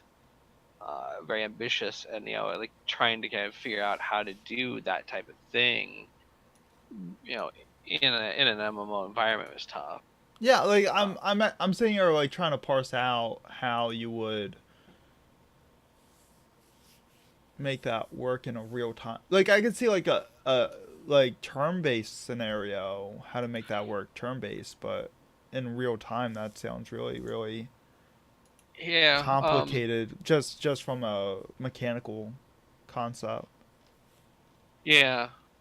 I mean, like they showed only some very basic stuff with it. But I mean, like I said, I think you could do interesting things. And there's what were they called? I was playing these one browser type games that were kind of like real time, and it was basically like you put in orders for units to move along paths. They were basically moving along set paths to set locations, and like you'd run into other enemies and you'd fight. There'd be automatic fights and whatnot. The one I played was like basically a fantasy game that was heavily it's basically about like undead hordes.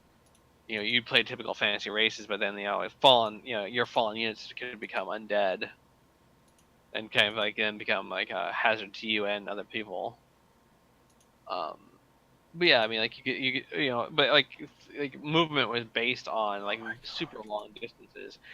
You really didn't have like it's more like a real time tactics game and then real time strategy game, because it's more like moving units around a map, and then the fight would basically just happen automatically.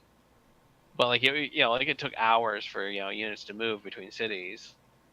And part like it was a free to play game, but part of the premium was that you could queue up actions for your units, so that you didn't have to kind of babysit them. So you didn't have to wake up at 3 a.m. when your units, we're gonna hit the city and then say, okay, now move over to this next place we want.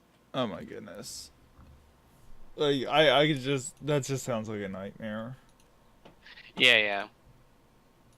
Oh, yeah, and like I'm trying to look up like MMO RTSs. It's not going well. Yeah, I mean, like Sovereign, from Sunny Isle Entertainment, I think was the only one that really kind of I've seen some pop up on like Steam, but I can't remember. Like in their free to play section, I remember seeing an maybe it was a turn based strategy game that was tagged as MMO. Let me see here. Games.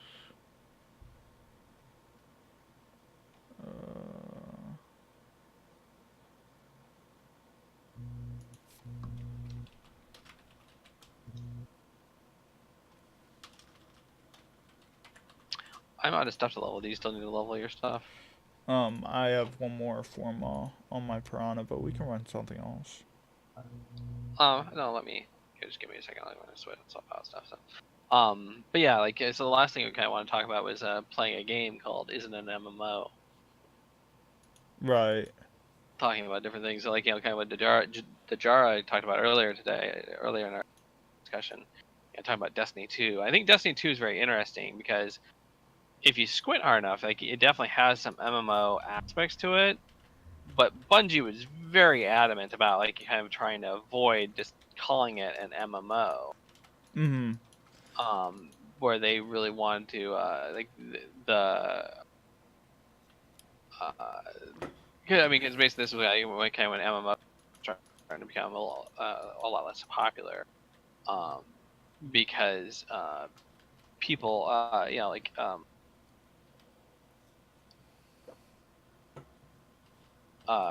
and so I think they kind of they were shunning the MMO title in order to kind of Get distance in order from to it. avoid to distance themselves from kind of a lot of the negative elements of MMOs, kind of the idea that the market was saturated. And like I played Destiny 2 a little bit, tiny bit. Maybe I might have a couple hours into it. I didn't get an overall MMO feel from it. It felt hub and session based overall. Cause like I got to the first hub and I was trying to meet up with some streamer friends to play with them. So as soon as I got to like the first town, or I think it was a hub, I didn't really explore it that much.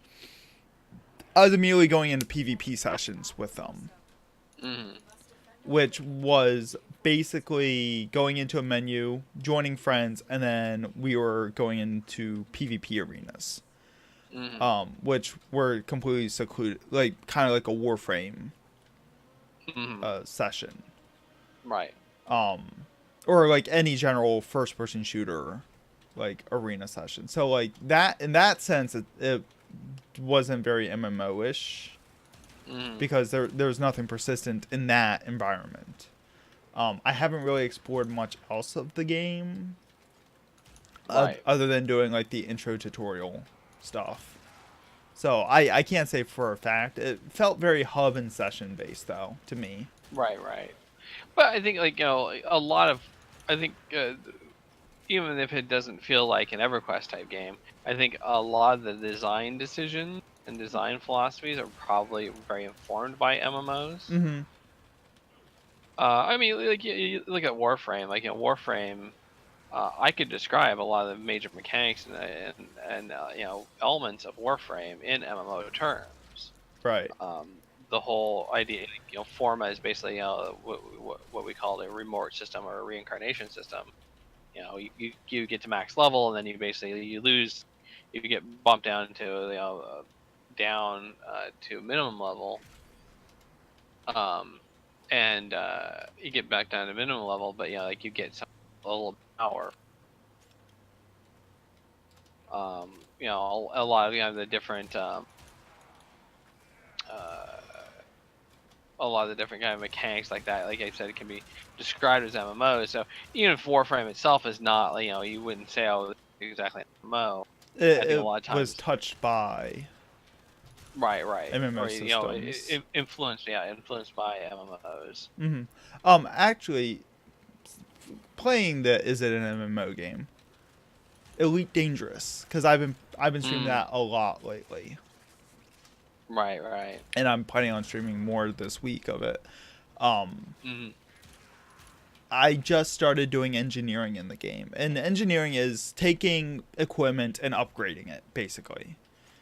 Like it's almost equivalent.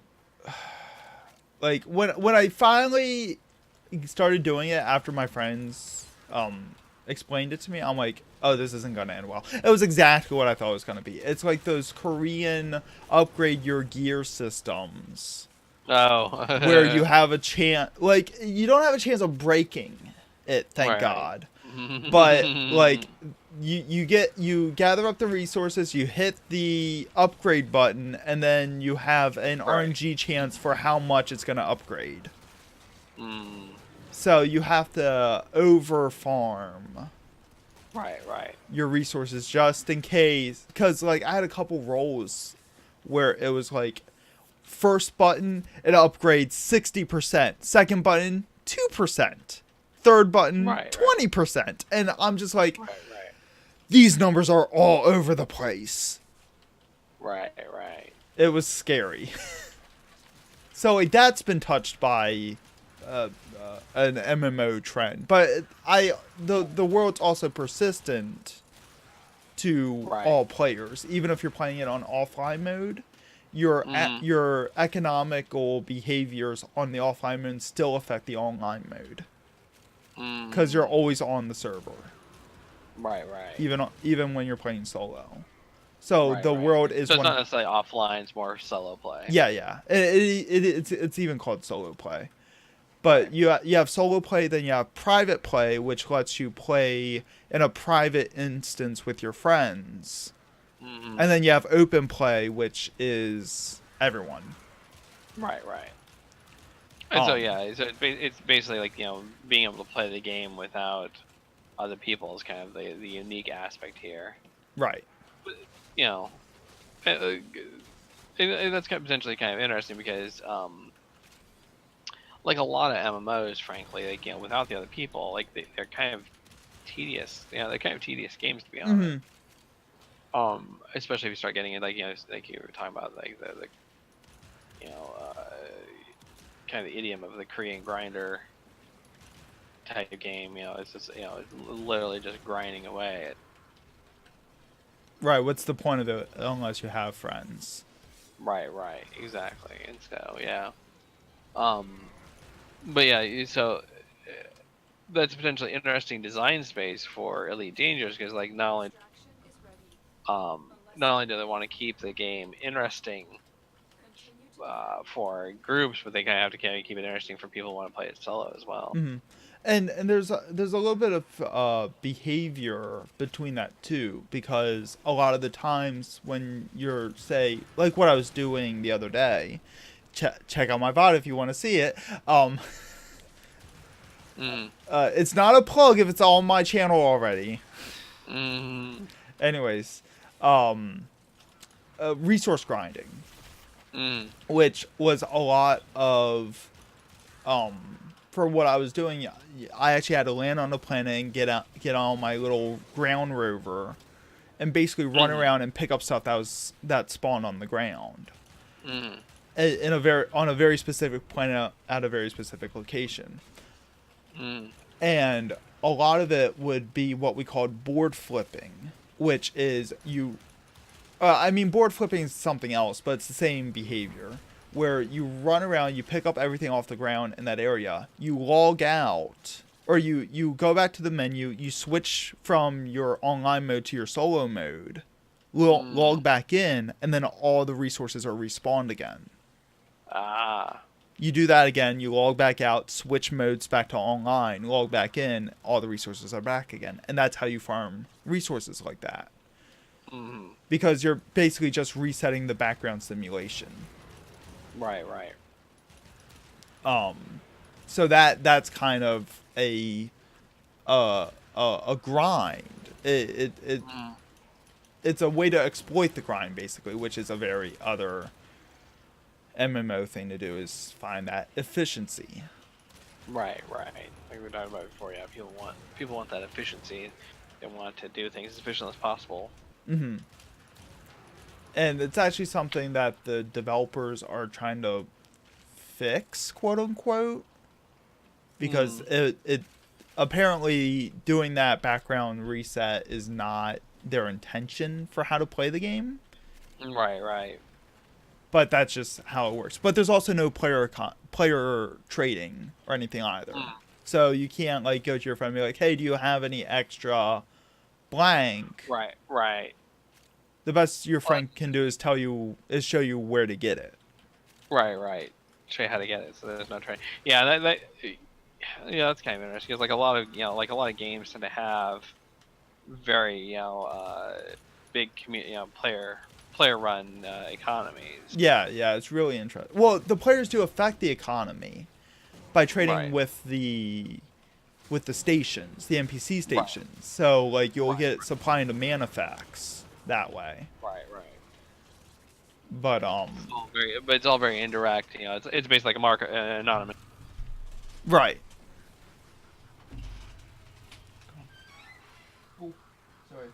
Instead of setting prices and buy and sell prices, things are change prices based on the apparent demand by players.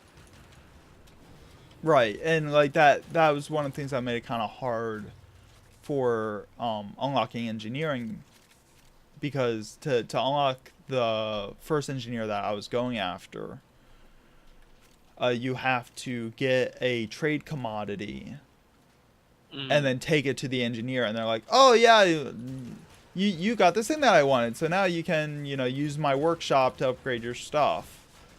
Right. And I was actually going out of my mind trying to find this trade commodity, because all the stations that the wiki website said that would carry this commodity were out of it. So I was going all over the what we call the bubble of life. Going to all these different stations trying to find it, and then one of my friends was just like, "Oh yeah, the station has it all the way over here. Right, right, on the far side of There's the thing. only one left. You better hurry up." Right, right. And I'm just, oh my goodness. So I got to the engineer and did all that, but the price of it, the wiki can give you, because the game has a very good API. The websites can actually give you an estimated price for everything and an estimated chance of the station actually still having commodities. It's not always accurate, because the API has can only update so often. Right. But it definitely makes it feel like an MMO in that sense of, oh yeah, I gotta pull up the wiki to find the stuff. Give me 1 second. Yep.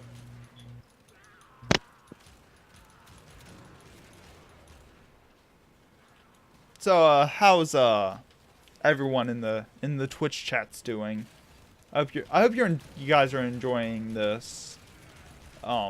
If you guys have any topic ideas that you'd like to share, I have a Discord server the link's right there, where we have a topic suggestion channel. If you ever want to suggest something for us to look into, or have an idea for something you'd like to hear us riff on, feel free to pop in there, drop it in that channel.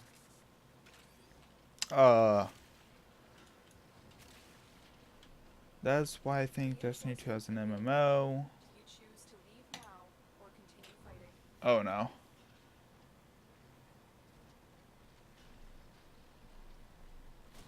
Oh, thank goodness. Okay. The complaints I get from regular FPS players are usually around the more MMO like features like progression. Oh yeah, that is something that I've heard a lot of my streamer friends talk about with Destiny.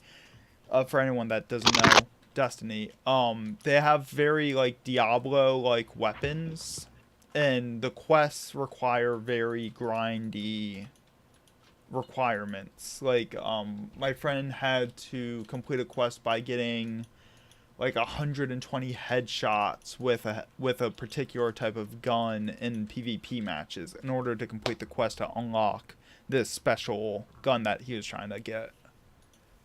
So that actually is kind of an MMOE, almost like relic grind. Welcome back. Yep. Came back just in time.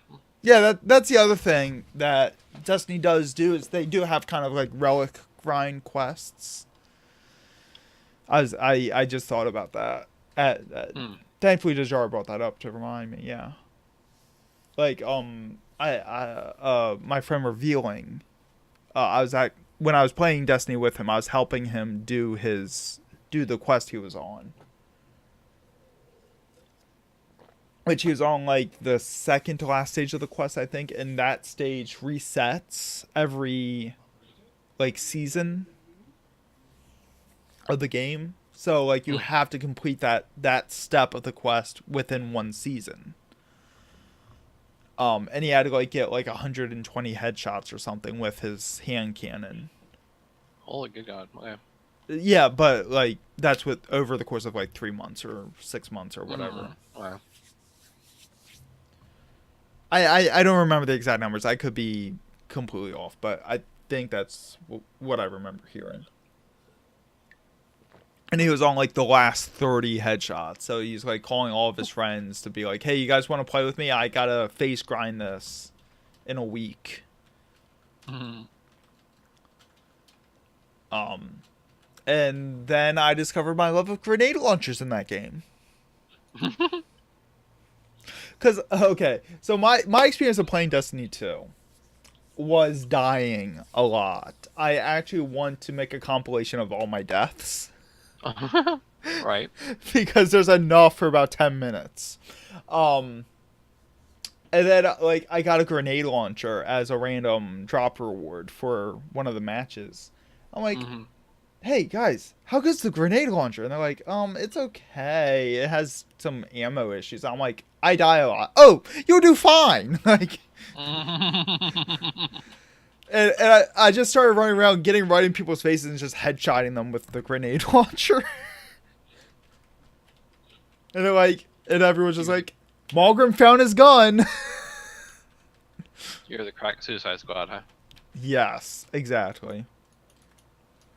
Actually, did I check my piranha? Yes, I did. Actually, I can put a throwaway mod for now. Yeah, that works. You want to run more? We can if you want. Sure. Sure, why not? I think I only need one more. I only need one more round. No, I guess I got 10 levels. So, talking about the cycle, going back to the secular nature. I was thinking about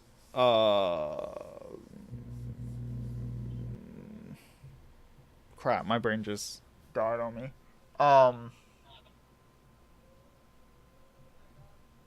MOBAs. Okay. I was thinking about MOBAs and like the rise of the MOBAs. Right. Because the MOBAs came out of, I mean, basically Defense of the Ancients. Right. And that came out of the rise of the real-time strategy games with like Warcraft and Starcraft and all that. And then as the RTSs kind of started dying out in popularity, then rose the MOBAs, which was a mod of RTSs. Right. which is kind of an interesting trend. And then I think Dota 2, was it Dota 2 that came out first, or was it League of Legends? I don't remember. I don't remember specifically. Well, one of them popped out, and then everyone saw the popularity, and just like, okay, we're gonna start making MOBAs now, and now you Right. have the oversaturation of Dota 2, Right. League of Legends, Smite, Overwatch Right. to an extent. Well, there was a lot more. Like there was a lot. Right.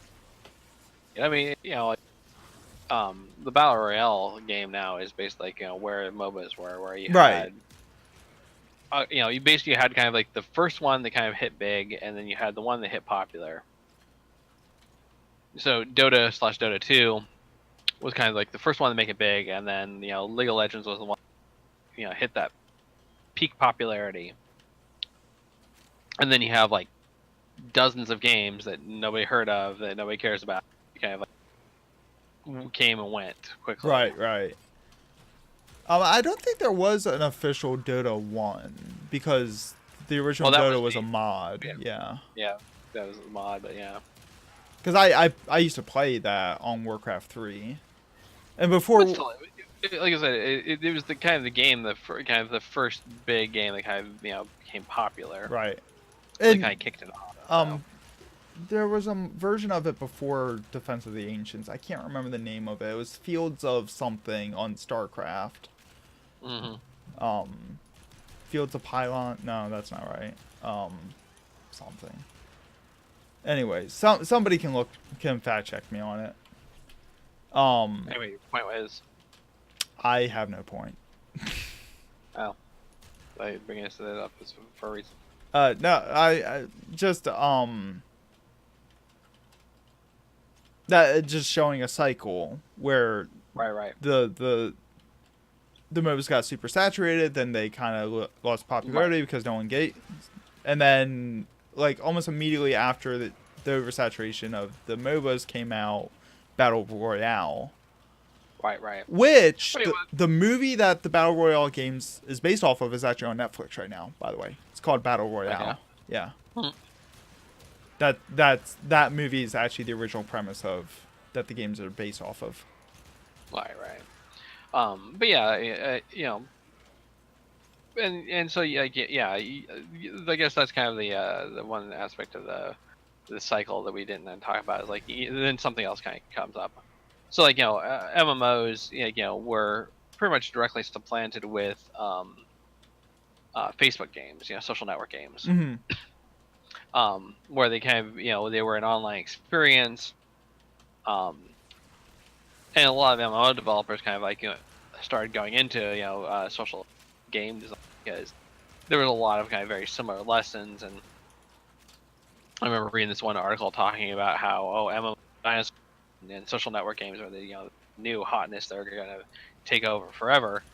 But of course, didn't happen, because then after social network games were kind of hit their peak, then all of a sudden it's like, well, mobile finally was kind of coming into its own. So yeah, when PlanetSide 2 was doing its pre-launch hyping, they actually made like a Facebook social game just to promote their MMO FPS. Yeah, I mean that was a pretty common thing, was to kind of do like a goofy little Facebook game.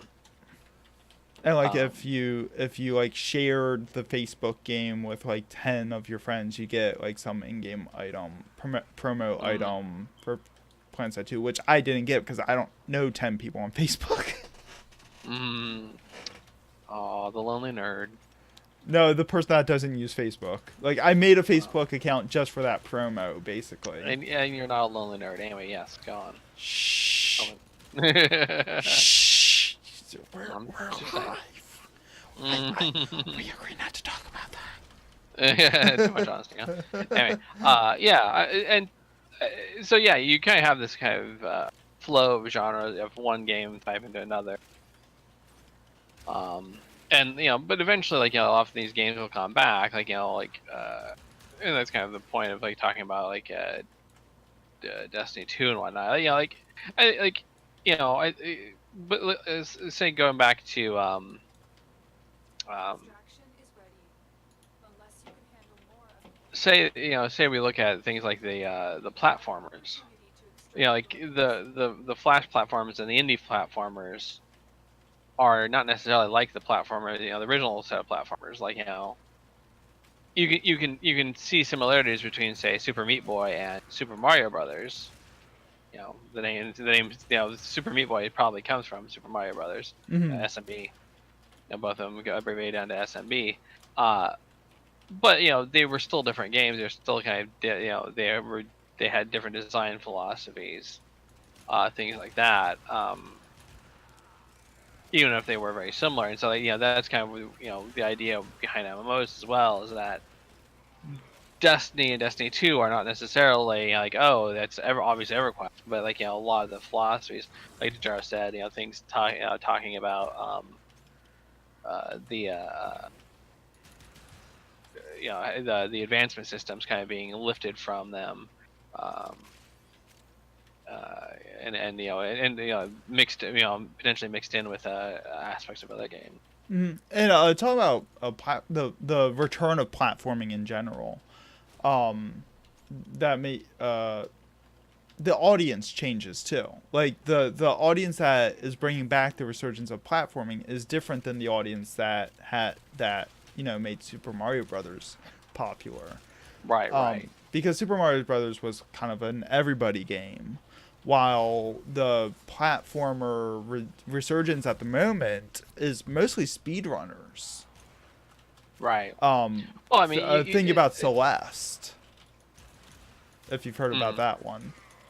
mm, Celeste is a very puzzle-oriented 2D platformer that came out, I think, this year or last year, mm, and it's been featured at Games Done Quick mm. and a few other speedrunning events, and the developers actually participate at those events, and they'll actually they'll do adjustments to the game for the speedrunning communities, Right.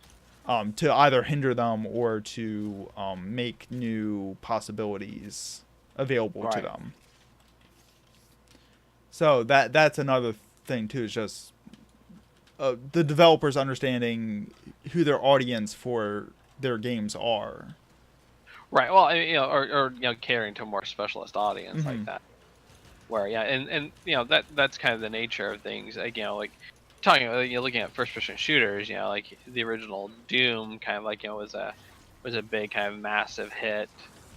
Um, and like I remember playing the original Doom, and like with my friends, and it always kind of devolved into to deathmatch. Like Right.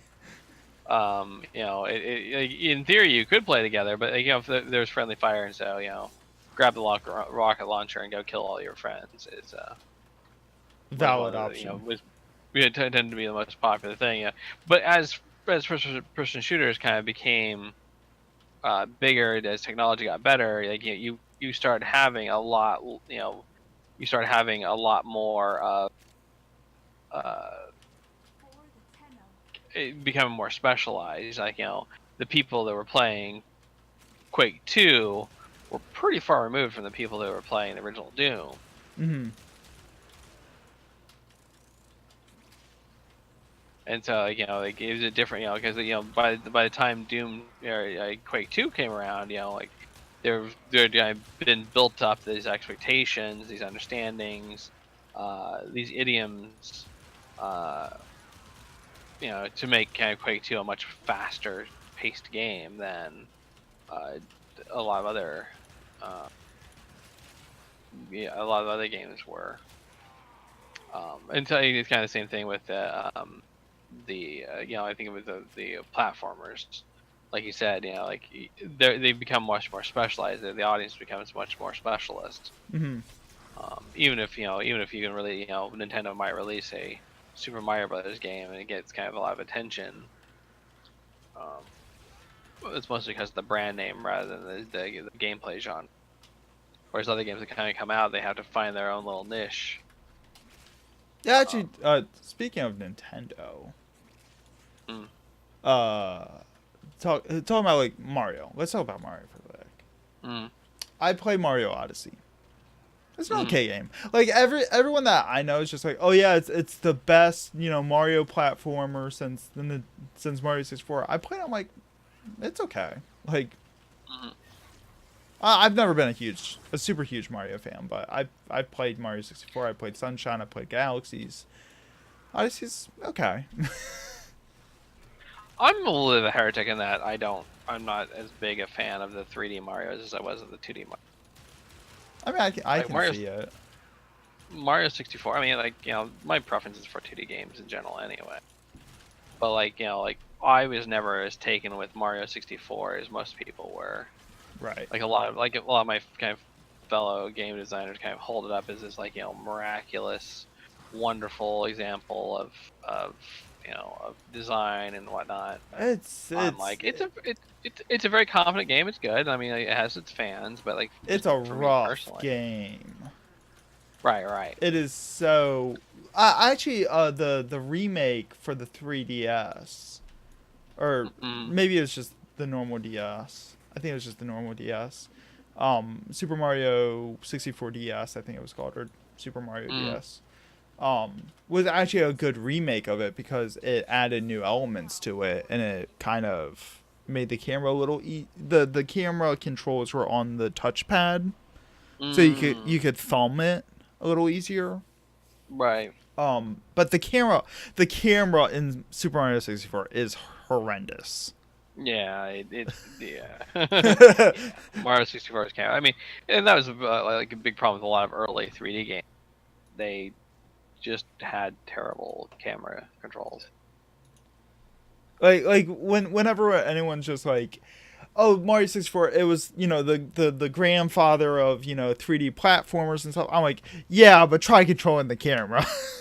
Right, yeah. It's definitely, it feels like one of those things where there's definitely more of a feeling of nostalgia for it that may or may not be well deserved. Right. The 3DS, the DS version though was kind of neat though because it lets you play as it added like a Super Mario 2 aspect to it where you could switch between characters.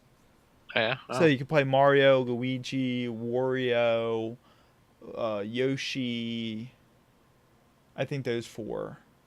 Mm. And then each of them would have like their own abilities and personalities. Mm. Like if you wanted to use like certain switches would require Wario because he was heavier. Mm. So like Mario wouldn't be wouldn't be heavy enough to trigger the switch. And I think Luigi could jump higher. I don't remember. Yoshi could flutter jump, Right. so on and so forth. So they added new mechanics to Mario 64 basically. Mm. Which was interesting, but the camera was still trash. Right. Because like I think it was such of a core system in Mario 64, I don't think they could actually fix the camera with using the same engine. Right. I mean, I've heard people say like the same thing about like Ocarina of Time too, though. Like they weren't as impressed with it as the nostalgia for everyone else.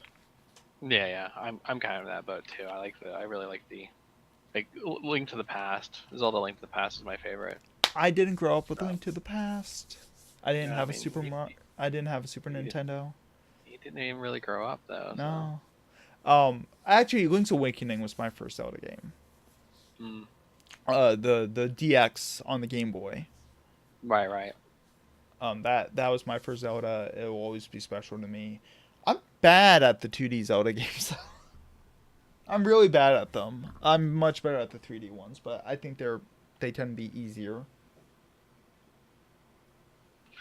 I mean, to some extent, probably because they have to compensate for the 3D world and I mean combat, and especially with the simpler controls. with like Ocarina of Time and whatnot, you had to be a little more forgiving with the combat. Actually, if you want, there's a really good analysis comparing the 2D Zeldas to the 3D Zeldas. It's called Mm-hmm. Sequelitis from Ego Raptor. It's a Mm-hmm. YouTube video if anyone wants to look that up. It's a really good like breakdown analysis of games and sequels in general, but he has a really good one on Legend of Zelda. Mm. Um he's not a fan of Zelda. He's not super nostalgic about it either. Yeah, Mm. sequelitis. I can get you a link to the video if you want.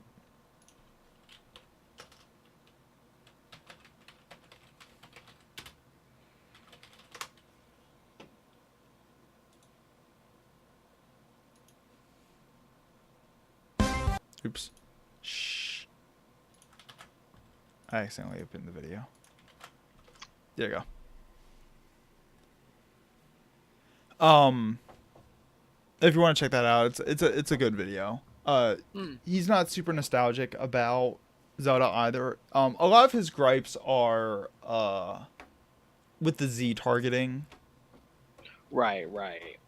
Which I mean I get, but I also I mean, it's basically it's basically kind of a nod toward how hard it is to aim things in 3D space compared to 2D space. right. Like I mean in nowadays you don't need the lock on as much because people have been trained on how to negotiate aiming in a 3D space. Mm-hmm. But I mean, we still have Z targeting in modern Zelda games. We still have lock-ons. It's not as restrictive of a targeting system now, but like in Ocarina of Time, in that period, like nobody really knew what the best way to do it was. Mm-hmm. So, because that's something you learn over time through exposure, trial and error. Right. And that's the other thing I find really interesting with the N64 era and the PlayStation 1 era is that we were still learning how to play 3D games. Like Right. as And players, we're we still learning how to design them in effective right. ways. Like it was a learning experience for everybody involved. I mean, you can kind of say the same thing about MMOs too. I think when MMOs were first kind of hitting the mainstream, people were kind of making best guesses about what was going to work, what wasn't. Mm-hmm. What kind of interface people needed. A couple of the early games were kind of like they had interfaces that were heavily inspired by other games. Meridian was obviously very heavily inspired by text mods. Ultima Online by I want to say it's Ultima 7 that they kind of used the same feel for it. Yeah, so they try to kind of use the same dropping things in an unorganized backpack UI.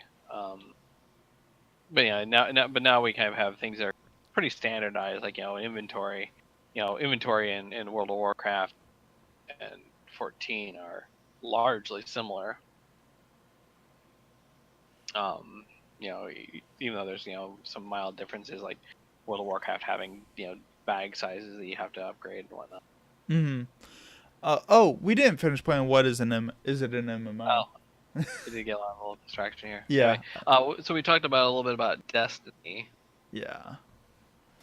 What's another good one? Fallout 76 is next. Oh. Is Fallout 76 an MMO? And I was tasked with researching it and looking into it, and I don't think it's an MMO. Why not?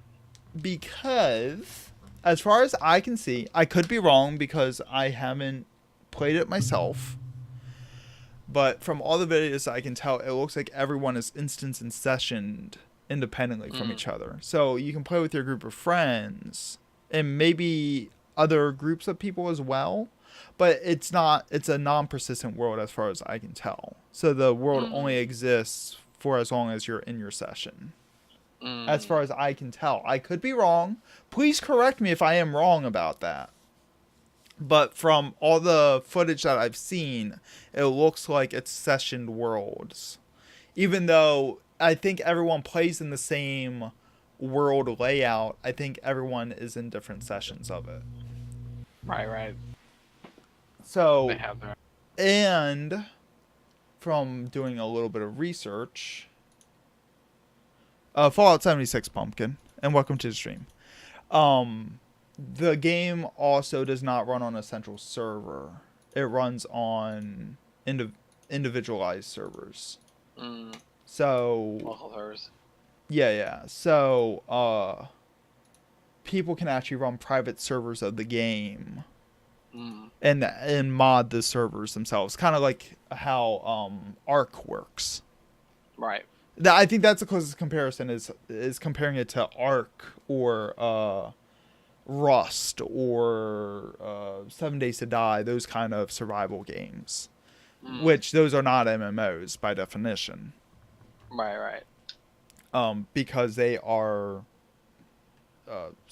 they're server sessions, not persistent worlds. Right. I can see that. That makes sense. Even though I think you can fit, I mean, if we're going by the old definition, I think you can fit up to like 100 people on an Ark server. Right. Yeah, I mean, I guess that's kind of the interesting thing about Ark servers. Yeah, because like you can have, even though like you can run your own individual server, you could, people can run a server and run it like an MMO service. Though I mean, I don't think true. Like I didn't think about it that way. Subscription or whatnot. Yeah, but I know, like I had a friend of mine that was really into Ark roleplay servers, and so like these basically someone would just set up a server, set up some rules, invite people to come on. It has a persistent world that stays around even after you log off. You have character advancement, persistence. And so I mean, yeah, in some aspects, you could look at Ark as potentially like having an MMO like experience to it. If you're playing on somebody's server where you don't have access to change the server necessarily. True. I mean, I never thought about it that way. Yeah. So it could potentially be that everyone that I've been watching play Fallout 76 are playing it on private servers. So that's why it doesn't seem like there's a persistent world with other players, because they're the only people on their servers. Spin up and spin down. Yeah, they can just spin up or spin down the server as they need, and the server may reset or whatnot. Yeah, that's kind of an interesting thing about. Yeah, so here's an interesting thought. Could the evolution of Ark, Rust, maybe Fallout 76, could that be like the next evolution of MMOs, is just making so that people can run their own servers? I mean, potentially. I mean, like, MMO developers, like I said earlier, though, like one of the big advantages of MMOs was that it was very hard to pirate them. Not impossible, but it was because people can start doing do their reverse engineering, do their personal servers, but so like giving out the ability to run your own private server was potentially very risky. Right, risky. Like allowing people to pirate it easier. I mean, the flip side of that, of course, is like you look at Minecraft. Like Minecraft didn't have any problems with that. Right, and I mean you could look at Minecraft as being MMO if you're on a server. No, I mean they have realms which don't shut down. Right. As long as you keep paying for them. Right. So as long as somebody keeps paying for them, yeah. So I mean, like, yeah, is it an MMO? Maybe, but I think you can definitely kind of look at it and apply some of the lessons learned from MMOs and whatnot to it. Dejar's asking, is vanilla WoW private server an MMO? I mean, I would say so. I mean, because like World of Warcraft itself is an MMO. So like even if somebody's the difference between Blizzard running it and an individual running it doesn't necessarily change it whether it's an MMO or not. I think it potentially just changes the quality of the game because I mean, one of the big things that we talked about early in MMOs, in early MMO development, is that MMOs are services. Like, the game is, the game is important to some extent, but like, what really made an MMO interesting was basically the service aspect of it, having the server up, providing access to the server, maintaining it, maintaining the service, expanding it, and whatnot. Blizzard's version of World of Warcraft is going to be, most likely going to be a higher quality service than somebody's vanilla WoW server or private server.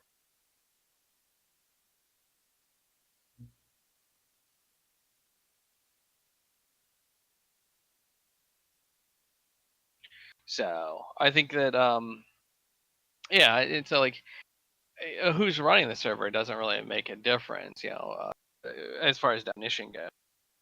I think that the it's more kind of like how people approach and interact with it, and like and how much of the design lessons learned from, for example, MMOs or whatnot, can be applied to these other games. Again, a lot of times games are going to be just a synthesis of other influences. Destiny and Destiny 2 having the Diablo-like weapons. I guess an interesting thought experiment would be like, what's the differentiating point between, say, Borderlands and Destiny? They're both kind of science fiction-y type settings. They both have Diablo type weapons. They I think that the main difference you're looking at is Borderlands was designed to kind of be to have a strong single player element to it, whereas Destiny is much more focused on, it feels like, on the multiplayer aspect of it. But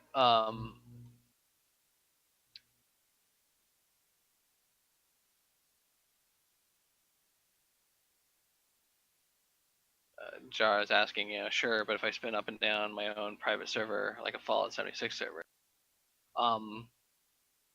again, I mean, like, I mean, in theory, like, like World of Warcraft could offer, World of Warcraft only hours.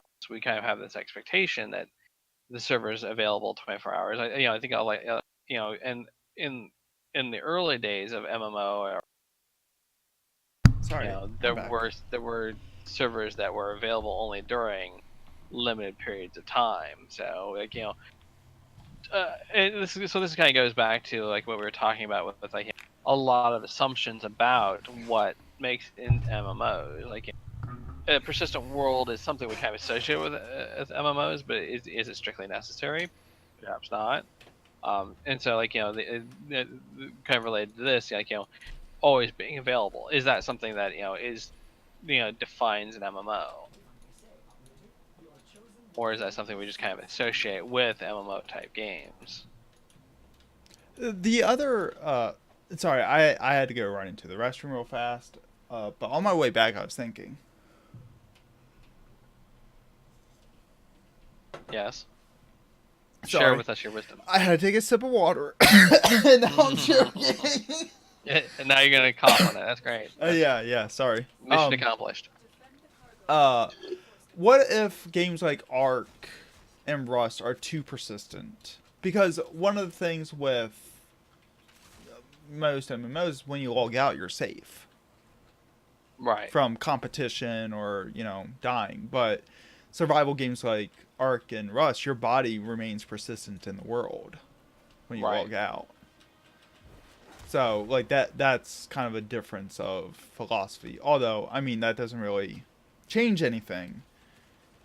But it was just a thought.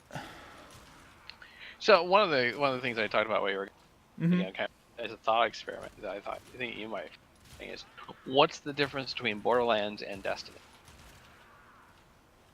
Cartoons. Well, I mean, like, as far as like MMO feel to them, because like I would say that Borderlands is definitely not an MMO. Right. even though it does have like a lot of MMO feel to it, like it has the quest system, it has persistent character. You work at you have your character advancement, you work up over time. Mm-hmm. It has kind of long-term quests, especially with what they call them, the badass ranks for Borderlands 2. Kind of on the longer term, you're doing your kind of quests that require you to do things that sound like very similar to what you're talking about with getting the X number of headshots in Right. Destiny.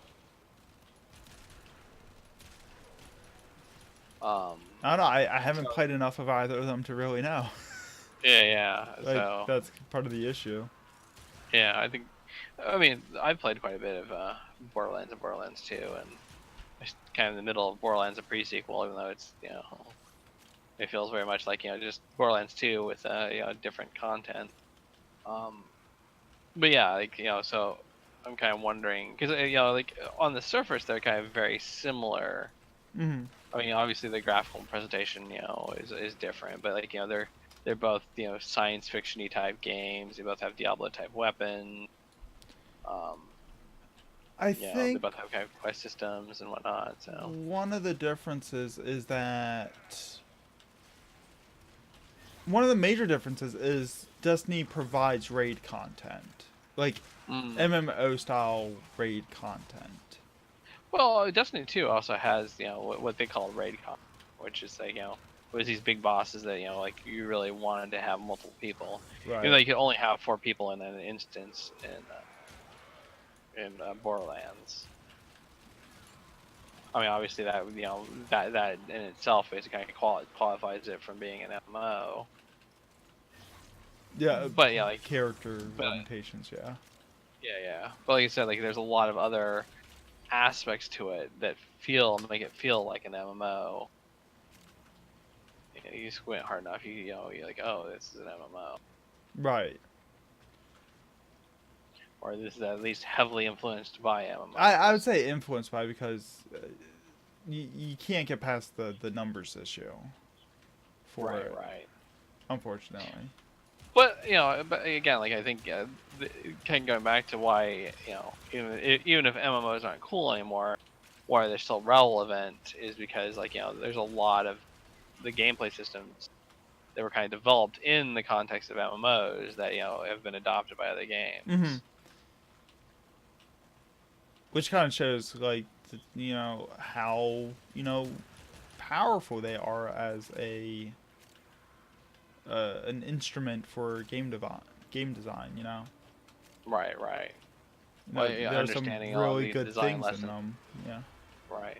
Understanding the design lessons of MMOs can help with the design of other types of games as well.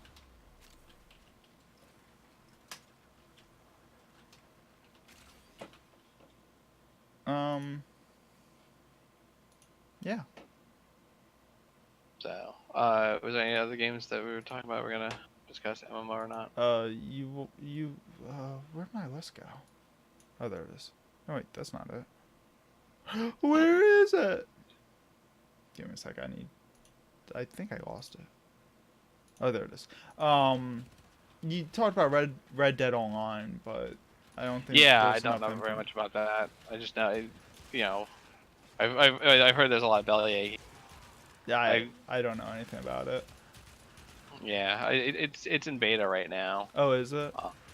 Yeah. I wonder if I can get into And the so, beta. Stream but I've it. heard people kind of complain it's pay to win, which is a very MMO concept. Right, yeah.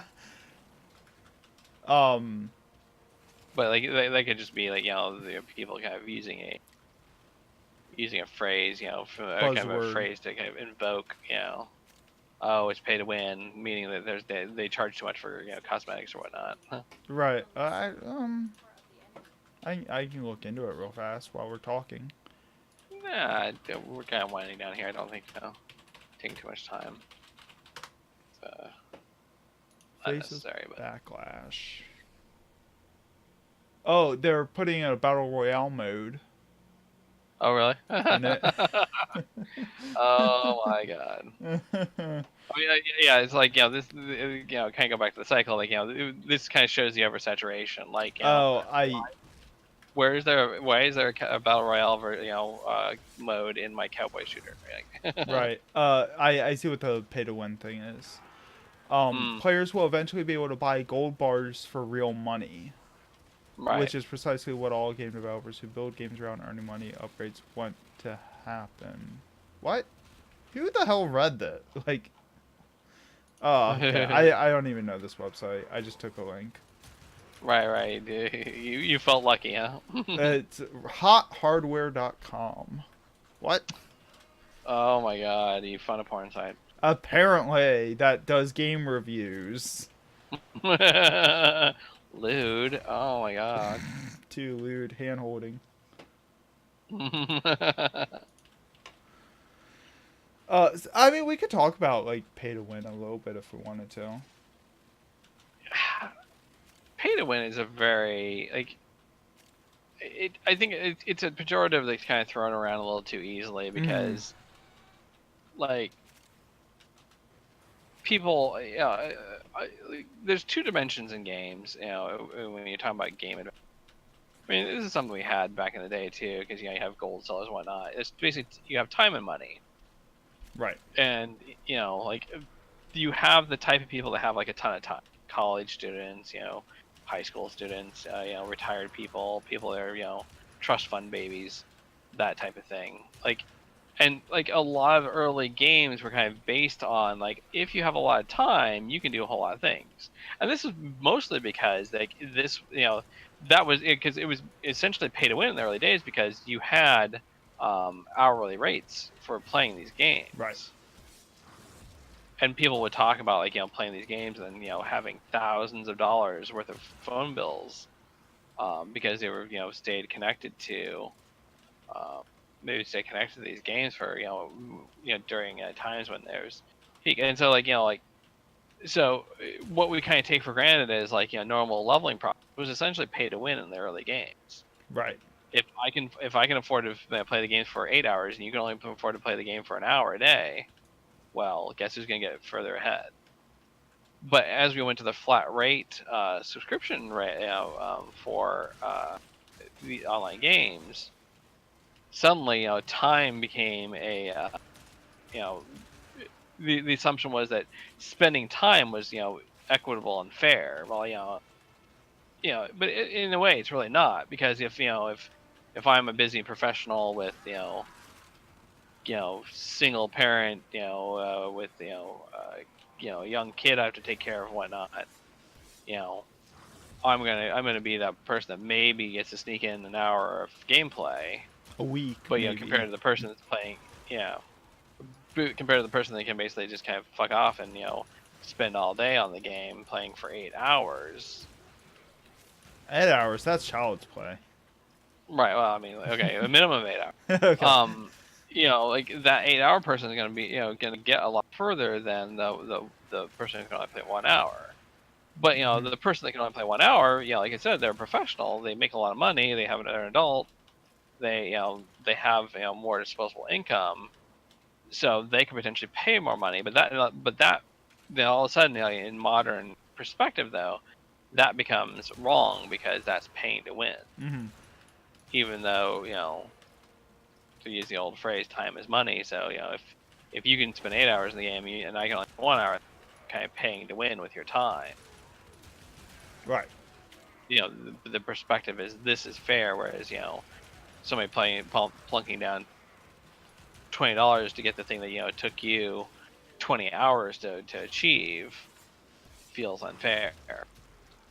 Yeah, and I actually had this conversation back years ago. Wow, I'm old. Back in A Realm Reborn. When they first announced I think it was in A Realm Reborn when they announced the cash shop. The Mog Station. Yeah, the Mog Station. And a lot of the people that I knew got really, really super uppity about it because they're like, oh well, now they're gonna make it so that we have to buy raid tickets raid passes to get into raids weekly and this and the other. Just watch, it'll happen. And I'm like, no, this is a subscription game. They don't do that in subscription games. Right. Well, it's very interesting because like a lot of the hardcore players, back when the concept of cash shops were kind of new. Like the attitude was, okay, well you can put cosmetics in there, but don't put anything, don't put anything like raid tickets or raid access in there. Right. Right. But then of course then you get to a role play community where fashion is important, or even just certain types of games where like fashion is kind of seen as this kind of an important element of the game. All of a sudden they're like, well, that's now pay I to have win. Right. Pay to win the real end game being glamour. Yeah, and like like one of the things that kind of irks me, we're kind of inured to it now, but I ran into this first on and Lord of the Rings Online when they went from a flat subscription rate to a Free to play. free to play. I believe I'm maxed out. The basically where like I during one of the holiday events, they always had it in the holiday event that you could get the current, they offered mounts. You could get the current mount. You could also get the previous year's mount. Mm-hmm. And so one year I was really busy during that time, and I didn't get them out. And so I'm like, oh, I'll just get next year. Well, then that's when they transitioned to the free to play model, and all of a sudden all the previous year stuff was now in the cash shop. Right. Instead of me being able to earn it later. And Final Fantasy 14 is particularly bad about this, where like all the holiday content is like, get it while it's here, because if you miss it, and that's really kind of frustrating because like if you roll an alt or whatnot, Me. well like right, well I mean a lot of people like I don't even play a whole lot of alts. My main but yeah, like I have all the holiday content. The other thing really annoyed me, for example, was like I really like collecting minions on my Final Fantasy 14 guy. Mm-hmm. But there was this one minion that like that was offered, I think either right when I started playing or like right before I started playing, Mm-hmm. so I could never get it. And it was in the cash shop. I'm like, well, it kind of sucks to have to pay. I think it was like $7 for it. Eventually, a friend did buy it for me as a sign of appreciation, but because I helped out her and her friend with a lot of crafting. But Right. But yeah, it was one of those things that kind of annoys me. You have this kind of attitude that, well, get it while you can, because then you'll have to pay for it afterwards. And there's not even a good option to say, okay, well, I want to unlock this account level for a lot of this. Right. Yeah, that's my big frustration with 14, especially after going back and playing WoW for a little bit, because in WoW everything is account bound. Right. Well, I get the feeling that 14, they really didn't anticipate people would play a whole lot of alts. I imagine the role play community, rolling out another character for RP purposes. Right, but I'm up to 5. Like. Right. I've got my one guy, and I've got the character I kind of play to, very casually if I'm hiding from people, and don't feel like dealing with the You others. Hide from people? I know. Imagine that. Oh my god. You just don't love them. Well, no, they're horrible people. They know me. I mean, guilty.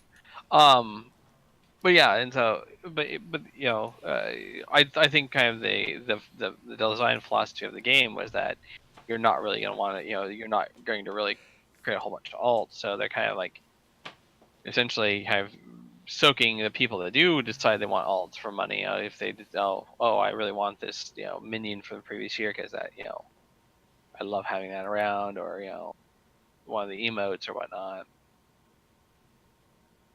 Right. Which is frustrating.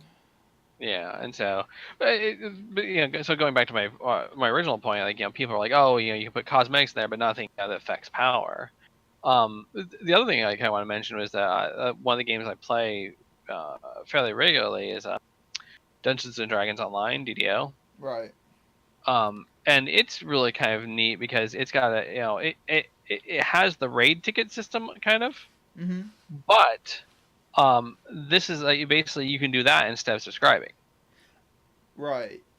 And so like you can still subscribe and you get access to all the content. But if you don't subscribe, you basically have to kind of do one-time purchases to access a lot of stuff. And you can almost kind of think of them like little mini expansion packs. Like they kind of group the quests together into the things that are basically in chains. And it's a very heavily instanced world, so Yeah, Sweet Tour did that basically, where they. Ooh, I apologize. You could either subscribe and get everything unlocked monthly, or you can do one-time purchases or weekly purchases, because the raid tickets would only last for 1 week or one reset of raids. Right. And they did the same thing with PvP, like to queue into PvP matches. You could buy like a 3-day ticket or a week ticket, and I always thought that was really stupid because PvP is one of the really good alternatives for leveling. Right. So you could still do the raids or do the PvP without buying the tickets, but you won't get payouts for them, which is really frustrating. Right. But Sweet Tour's free-to-play model is very, very restrictive and very painful to play as a free-to-play player. Right. Actually, I like how Nintendo puts it. They when they put out their free-to-play games on like mobile, they explicitly call them free-to-start games. Right. And I just like when I heard that, it was with their Animal Crossing mobile game. Right. Camp something. Right. In the description it says free to start. I'm like, yeah, we know where this is going. At least they're honest. You can't. Right. That's one thing you can give Nintendo is that, when they're trying to rip you off, at least they'll tell you. Well, I mean, I think that it's a fair thing to say that like, look, you can start playing the game. I mean, it's basically like a trial. Right. It's like a free trial. It's like, yes, you can come in and play the game. You can basically enjoy the game. But like if you want to play this in the long term, you're gonna have to give us money. Right. I mean, I don't think that's unreasonable that if you're enjoying this game, you're playing it a lot, that paying some money in order to get the best effect. I think like the one thing I don't like is when it feels like there's a lot of double dipping, and I think it kind of goes back to what I was talking about with like Lotro or Final Fantasy 14. Like I was subscribed during that time. I've been subscribed since that time. If I decide to roll an alt or if I decide, like whatever, or, it kind of feels like really sleazy that I'm still paying a subscription. I, was around for that content, but now if I want to do something else, now I have to, pay for. Right. Yeah, the privilege of. That's my one little thing. Like, I feel like subscription games should, reward their players for subscribing to them, not treat it like, oh, well, this is the norm. Right. That's what I used to think about, like free, like promotion events and free events and seasonal events. I used to think of them as being like a reward for being subscribed during that period of time, right? Right. And 14 played around with that a little bit during the login campaign, or the subscription campaign, where if you're subscribed for 3 months within this period of time, or if you started your subscription within this window and maintain your subscription for 3 months, right, you would get like a mount. And they did that once. I don't think it went over as well as they wanted it to. Yeah, I remember. I remember the mount. Yeah, I mean, I don't think it was that great of a mount, to be honest. But It's a flying motorcycle. Woo! right. But yeah, yeah, I think kind of the point was that they kind of did content, so they're trying to kind of get people to log on, and this kind of goes back to like when you're talking about subscription based games, like the whole pay to win thing is like like the games are designed to maximize profit. This kind of goes back to one of our previous kind of themes for discussion. Like game companies are businesses. They want to make they're providing entertainment for you. They're kind of doing great things, but at the end of the day, they need to make money in order to keep the lights on. So, and the kind of same thing here is like so if you're playing a subscription based game, the goal of the subscription based game is to keep you paying the subscription as long as possible. Guilty. Right. Well, I mean, yeah, and so I mean, the ideal here are enjoying the game so much that you don't mind paying the subscription to keep subscribing. If you're not enjoying the game quite so much, then then basically you kind of you can stop subscribing for a bit. Although, it's complicated by psychological, very psychological feelings of loss aversion. Well, if I'm not subscribed during this time, then I'm not getting the stuff, and I've invested like my main character. I've invested four years into him at this point. Right. Like and it's one of those things like once you stop playing, like like Warcraft. Once I stopped playing Warcraft, like I shouldn't say once I stopped playing Warcraft. I stopped playing for a couple times, and then kind of came back for expansion with friends and whatnot. But once I kind of like really got frustrated with it and was like, okay, no, this is not the game for me anymore. Like the barrier to come back was incredibly high. So these companies essentially want to try to do everything they can in order to make sure that you stay as interested in the game and to stay subscribed as much as possible. You keep that momentum. Right. Because like once you leave, you lose the momentum to play it, and then you're dealing with inertia. Right. And so I mean, quite obviously Final Fantasy 14, like the MSQ, the story content is kind of part and parcel of that. Like they add in parts of story, and they kind of they often will leave stuff on cliffhangers, so that if you're invested in the story, you want to see what's happened next. Well, the next part is going to come out months later, so and they're going to release content in the meantime, so they probably want to do in order to kind of be able to do the next part of the story. So and I don't think this is a necessarily diabolical or horrible or manipulative thing for them to do. It just makes sense for them to kind of encourage you to stay subscribed to the game. And so I think that's kind of the same thing with like a lot of the pay to win. Is like if if it's something you want, you should be willing to pay for it.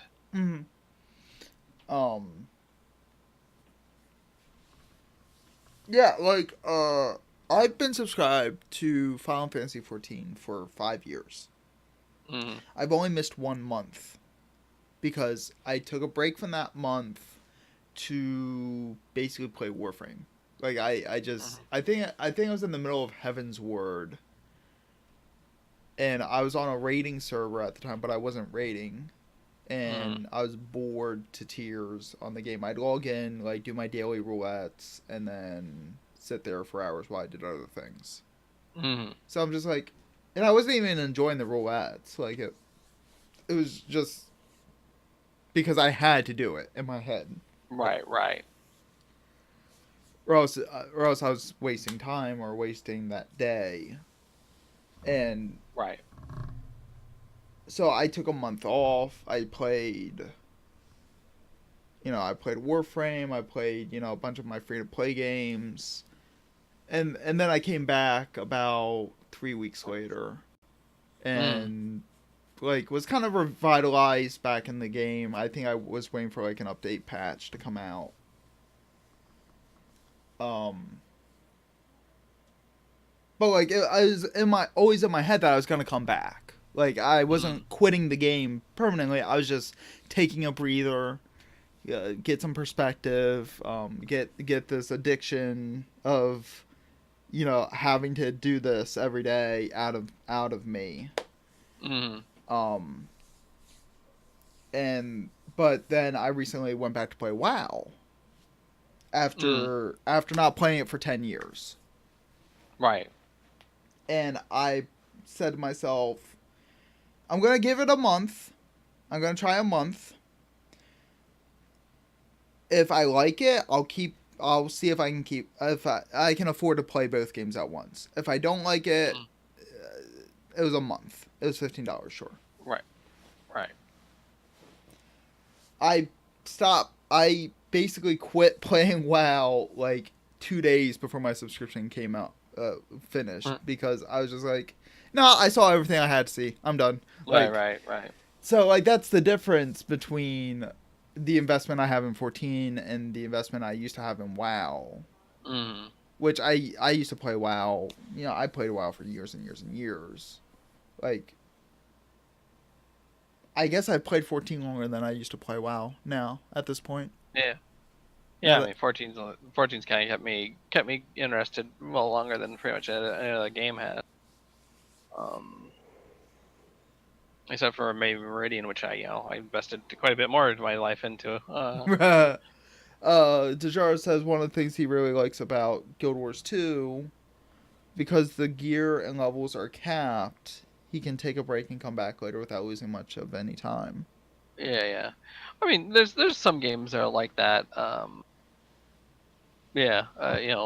And again, Guild Wars 2, of course, like the flip side, of course, is Guild Wars 2 has a different business model.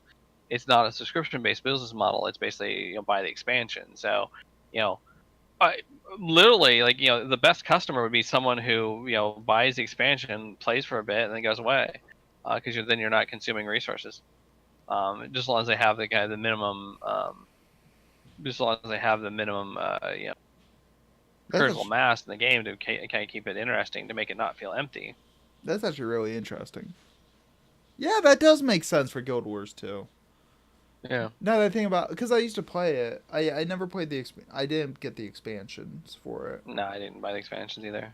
I played the base game. I enjoyed the base game for the most part. I went back to it recently to try it again. I couldn't get into it again though. Yeah. Like it's so different from everything else that I play. Right. It was a very marginal game. In my interest, like I got 3 characters up to max level. Back in the base game, but it was just like, not worth investing more money into. Well, I mean, like it not for me. I mean, right. I mean, like for me, it was like like playing the 3 characters. It was kind of the same thing over and over again. Right. It was basically the exact same grind. I mean, and you can say vaguely the same thing about Final Fantasy 14. Like playing an alt, you're kind of doing the exact same MSQ grind. Unless you're like me and do a stupid and buy a story jump and then realize, oh now you have no crap, MSQ to help you level up. Now I have no XP buffers whatsoever. Right. Screwed. Oh my god, this leveling is a slog without the MSQ.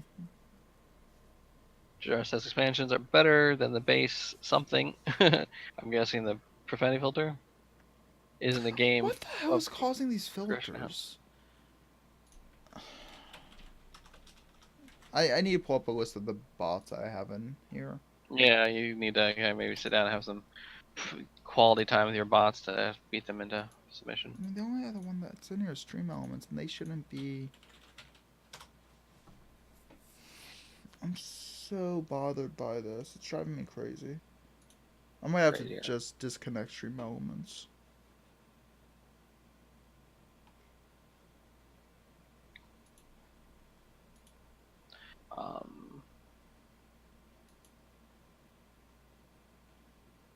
But yeah, I think that but my point being that like you have a lot of games, basically they are really based on their business model. And like a lot of times what, the feel of the business model is about, what we're used to. Whereas you can kind of, say,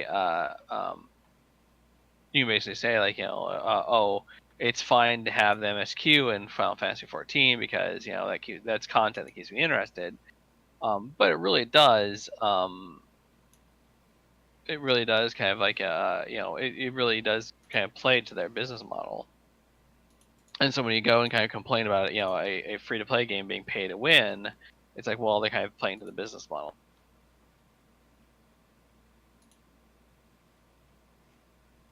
I shouldn't have any filters. Unless it's auto mod. It might be auto mod. Possible. Anyway, we've managed to get overtime, so Oh yeah. probably wrap it up here. Yeah, we're just hitting the 3-hour mark now. Yeah. So yeah, I think that's a good place. I hope everyone had fun. I hope we were thought provoking and maybe entertaining a little bit. Just a little. Sometimes. As usual, I try to find someone to raid on Twitch to show appreciation to my fellow streamers. If you guys don't mind, hang around, maybe say hi to them a little bit. We'll find Surian's streaming again. Sure, we'll raid Surian like usual. Stuff, things. What am I doing? So I have a Discord server. If you want to suggest topics, hang out, chat, harass me, harass Sai, you can join the server. Do that. Don't actually harass us though. No, harass Mulgrim. I don't deserve it. If you want to see more of streams, I always put up I have automated Twitch notifications on Twitter for the YouTube channel because I actually have to upload videos on YouTube channel. And for Twitch and everything I do, it shows up on Twitter. If you want to see my archive of podcasts, I'm still trying to do edited videos. I've been really lazy about that, but that all goes on my YouTube channel. So if you want to see past streams, podcasts, we've done all sorts of topics. Check that out. And if you're not from Sai's blog, check out his blog. Everything that we talk about here probably originated from there. So if you want another recap on anything that we talk about, you'll probably find it there. Again, thanks for hanging out. We'll see you guys on Tuesday. Next Tuesday. Probably. Definitely. Actually, there's a big update on Elite Dangerous coming out next Tuesday too. Ooh, exciting. Yeah. I lost track of my Twitch. Oh jeez. Okay. Fine. Actually, I'll do it this way. So, we're gonna raid Surian. He's a fun streamer to hang out with. He has great interactions with this crowd. If you don't mind saying hi to him, tell him where he came from, I'd appreciate it. And we'll see you next Tuesday. And I'll try to announce what topic we're doing before the day we do it on the Discord. So, see you guys later. Have a good one.